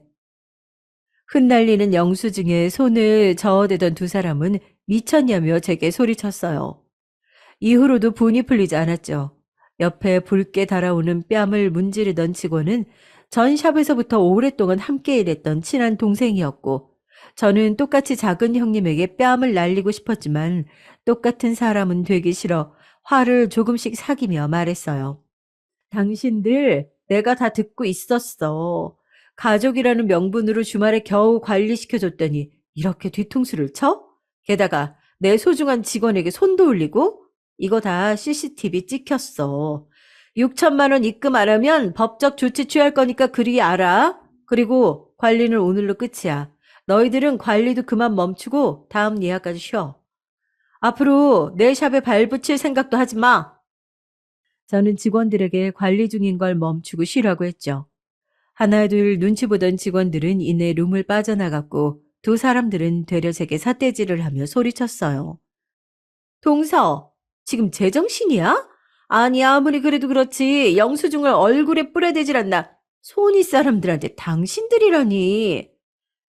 그래 동서, 직원 교육 똑바로 안 시킨 동서 탓을 해. 그깟 직원 뺨 한 대 때렸다고 우리한테 이럴 수가 있어? 어떤 사상을 갖고 있길래 이런 갑질을 서슴지 않아 하는 건지 두 사람의 평소 행실이 심히 의심됐죠.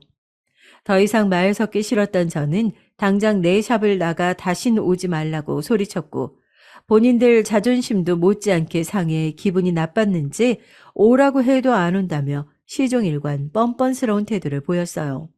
그 무리는 룸을 나가 탈의실로 향했고 두 형님은 그 와중에도 룸 앞에 서 있는 저를 죽일 듯이 노려보더라고요. 이후 저는 곧장 시댁으로 달려가 이 사실을 시부모님께 알려드렸습니다. 지금까지 저희 샵에서 받았던 관리 내역과 CCTV와 연동된 핸드폰 어플을 켜 아까 전에 영상까지 모두 보여드리니 시부모님도 경악을 금치 못하시더라고요. 아유, 내가 다 부끄럽구나. 아무리 못 배워 먹었어도 유분수가 있지. 어찌 저런 천박한 짓을. 시아버님도 두 형님에게 노하셨는지 보여드리는 영상 속 두 형님을 가리키며 혀를 찼죠. 뒤이어 시어머님은 제 손을 잡으시며 대신해서 사과하셨어요. 아휴, 저런 것들을 내 며느리라고. 내가 참 면목이 없구나. 미안하다, 막내 아가. 그 직원한테도 미안하다고 좀 전해주렴. 아니에요. 어머님, 제가 미리 말씀 못 드린 건데요. 저야말로 이런 분란 일으켜서 죄송하죠. 저도 어머님의 손을 꽉 잡아주며 말했습니다. 그리고 이어 제 연락에 뒤늦게 시댁에 온 남편에게도 오늘 있었던 일과 시부모님께 보여드렸던 영상을 그대로 보여줬습니다.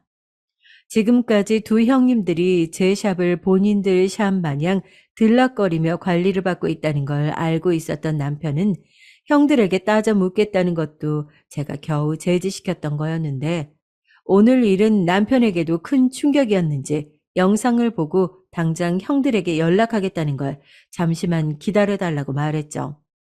저는 그래도 형님이고 가족이니 사용료 입금하고 저와 제 직원에게 제대로 사과하면 용서는 해줄 의향은 있는데 만약 그러지 않는다면 변호사를 통해 바로 법적 조치에 들어갈 거라며 선언했고 남편과 시부모님 모두 제 뜻에 따르겠다고 했어요. 이후 작은 방에 들어간 남편은 두 형들에게 전화를 하며 뭐라고 말한 것 같았고 이번만큼은 저도 남편을 말리지 않았죠. 그리곤 전화를 마쳤는지 제게와 저를 품에 안아주며 제 등을 토닥여 줬습니다. 미안해. 당신에게 이런 일이 생기게 해서. 아까 작은 형수에게 뺨 맞았던 사람, 당신이 전에 말했던 그 현주라는 동생 맞지? 맞아. 내가 나서서라도 꼭 현주 씨 피해 보상 받을 수 있게 도와줄게. 그동안 두 형수 때문에 당신 마음 고생 많았지? 이제 다 괜찮을 거야. 앞으로 당신 고생시키는 일 없게 할게. 남편의 진심 어린 그 말에 마음이 한껏 놓이더라고요. 저는 고맙다며 오늘따라 더 든든해 보이는 남편의 품을 한 번 더 꽉 안아봤습니다. 그렇게 한 달가량 시간이 지났어요. 이후로 두 형님은 돈을 보내지도 사과를 하지도 않은 채 아무런 연락도 하지 않았죠. 전 그게 오히려 더 괘씸하더라고요. 그래서 참다 못한 제가 먼저 6천만 원 입금하시고 당장 저희 직원에게 사과하세요. 그러지 않으면 변호사 통해 법적 조치 들어가겠습니다라는 짧은 경고의 문자를 보냈어요. 그랬더니 그제서야 큰형님에게 전화가 오더라고요. 저는 사과라도 하려는 건가 싶어 냉큼 전화를 받았죠. 동서, 언제는 가족끼리 돈 안 받는다며? 왜 이제 와서 돈 보내라 마라 협박이야? 아, 진짜 너무한 거 아니야? 제가 너무하다고요? 형님이야말로 정말 너무하시네요. 제가 돈 안 받는다고 했다고 6개월 동안 매일 와서 관리를 받으신 거예요? 그것도 친정 엄마나 지인들 다 대동해서요? 그건 아니죠, 형님. 특별한 날이나 간절기라 피부가 뒤집어질 때 가끔씩 받으라는 얘기였지. 그걸 누가 그렇게 알아들어요? 어쨌건 저도 제가 한 말도 있고 해서 아무 말 없이 참고 넘어갔잖아요. 그런데 그렇게 제 직원들이 관리를 해주는 그 공간에서 제 뒷담화를 아무렇지 않게 하시고 제 직원들을 무슨 종부리듯 부리신 건 형님들이라고요. 제가 그 돈 받고자 이러는 거 아니에요. 그간 형님들의 행동들이 너무 괘씸해서 그냥 넘어갈 수가 없어요. 긴 말 안 하겠습니다. 이번 주까지 사용료 입금하시고 제대로 사과하세요. 제 말을 듣던 큰형님은 전혀 반성의 기미는커녕 콧방귀를 끼며 마음대로 하라는 식의 태도를 보였고 저는 그 길로 바로 변호사를 만나 내용 증명을 보냈습니다. 죄목은 많았죠. 손해배상에 업무 방해, 직원에게 한 폭언과 폭행까지 CCTV 증거 자료까지 있어 변호사는 고소하는데 전혀 문제가 없다고 했습니다. 그리고 내용 증명을 받은 두 형님은 그제야 제게 사과를 하더라고요. 그것도 전혀 성의라고는 찾아볼 수 없는 전화로 말이에요. 동서, 내가 정말 미안해. 근데 내가 이런 큰돈이 어디 있겠어. 예준이 학원비도 빠듯한데 좀 봐주면 안 될까? 이 와중에도 그저 봐달라고만 하다니 도대체 진정성이라곤 찾아볼 수 없는 그 사과에 저는 더 이상 들을 가치가 없어서 전화를 확 끊어버렸죠. 작은 형님의 사과 전화도 비슷한 맥락이라 전 그 사과를 받지 않았어요. 그리고 다음날 두 아주버님과 형님이 다 같이 제 샵으로 오더니 무릎을 꿇고 빌더라고요. 재수 씨, 우리 와이프 이렇게 철이 없어. 지금까지 그렇게 비싼 관리를 받아왔으면서 뻔뻔하게 뒤에서 재수 씨 험담이나 하고 내가 옆에서 제지를 시켰어야 됐는데 미안해요, 재수 씨. 당신 어서 재수 씨한테 사과 못해? 작은 아주버님이 먼저 입을 열어 제게 사과하더니 곧 옆에 있던 작은 형님께 소리쳤죠. 미안해, 동서. 내가 이렇게 빌게. 우리 좀만 봐주면 안 될까? 작은 형님도 이어 사과하고 두 손을 모아 비는 신용을 하더니 한 번만 봐달라며 애원하더라고요. 그리고 큰 형님도 제 손을 잡으며 말했어요. 그래. 막내 동서한테 우리가 너무 염치가 없었어. 나 정말 반성하고 있어. 그러니까 그 사용료 조금만 할인해 주면 안 될까? 이어 큰 아주버님도 몸을 일으키더니 90도로 고개를 숙이며 제게 부탁했어요. 내가 앞으로 와이프 단속 잘할게요. 사용료를 조금만 깎아주면 내가 바로 입금해 드릴게. 이렇게 부탁해요. 저는 남편과 상의해 보겠다고 말한 뒤 그들을 일으켰고 작은 형님은 그때 뺨 때린 제 직원에게 다시 한번 무릎을 꿇고 사과했어요. 그들의 사과와 행동들이 모두 진짜라 믿기진 않았죠. 또 언제고 두 형님은 뒤에서 제 험담을 하겠죠. 하지만 제게는 저를 진심으로 아껴주는 시부모님과 든든한 제 조력자 남편이 있어 더 이상의 분란을 일으키기 싫었어요. 하여 사용료를 10% 감면해 주기로 합의를 받고 이후 두 형님은 제 앞에서 찍소리도 못하게 됐습니다. 그리고 받은 합의금은 두 형님들 때문에 애써주었던 저희 직원들에게 일부 나누어 보너스로 지급했고 작은 형님에게 뺨 맞아 고생했을 동생 현주에게 조금 더 보태 보너스로 챙겨줬죠. 이후 제 샵은 다시 평화를 찾을 수 있었습니다. 어느 분들은 제 얘기를 듣고 사이다라며 좋아하실 수도 있고 반대로 답답해 하실 수도 있을 것 같아요. 하지만 저는 제가 행한 처사를 후회하지 않아요.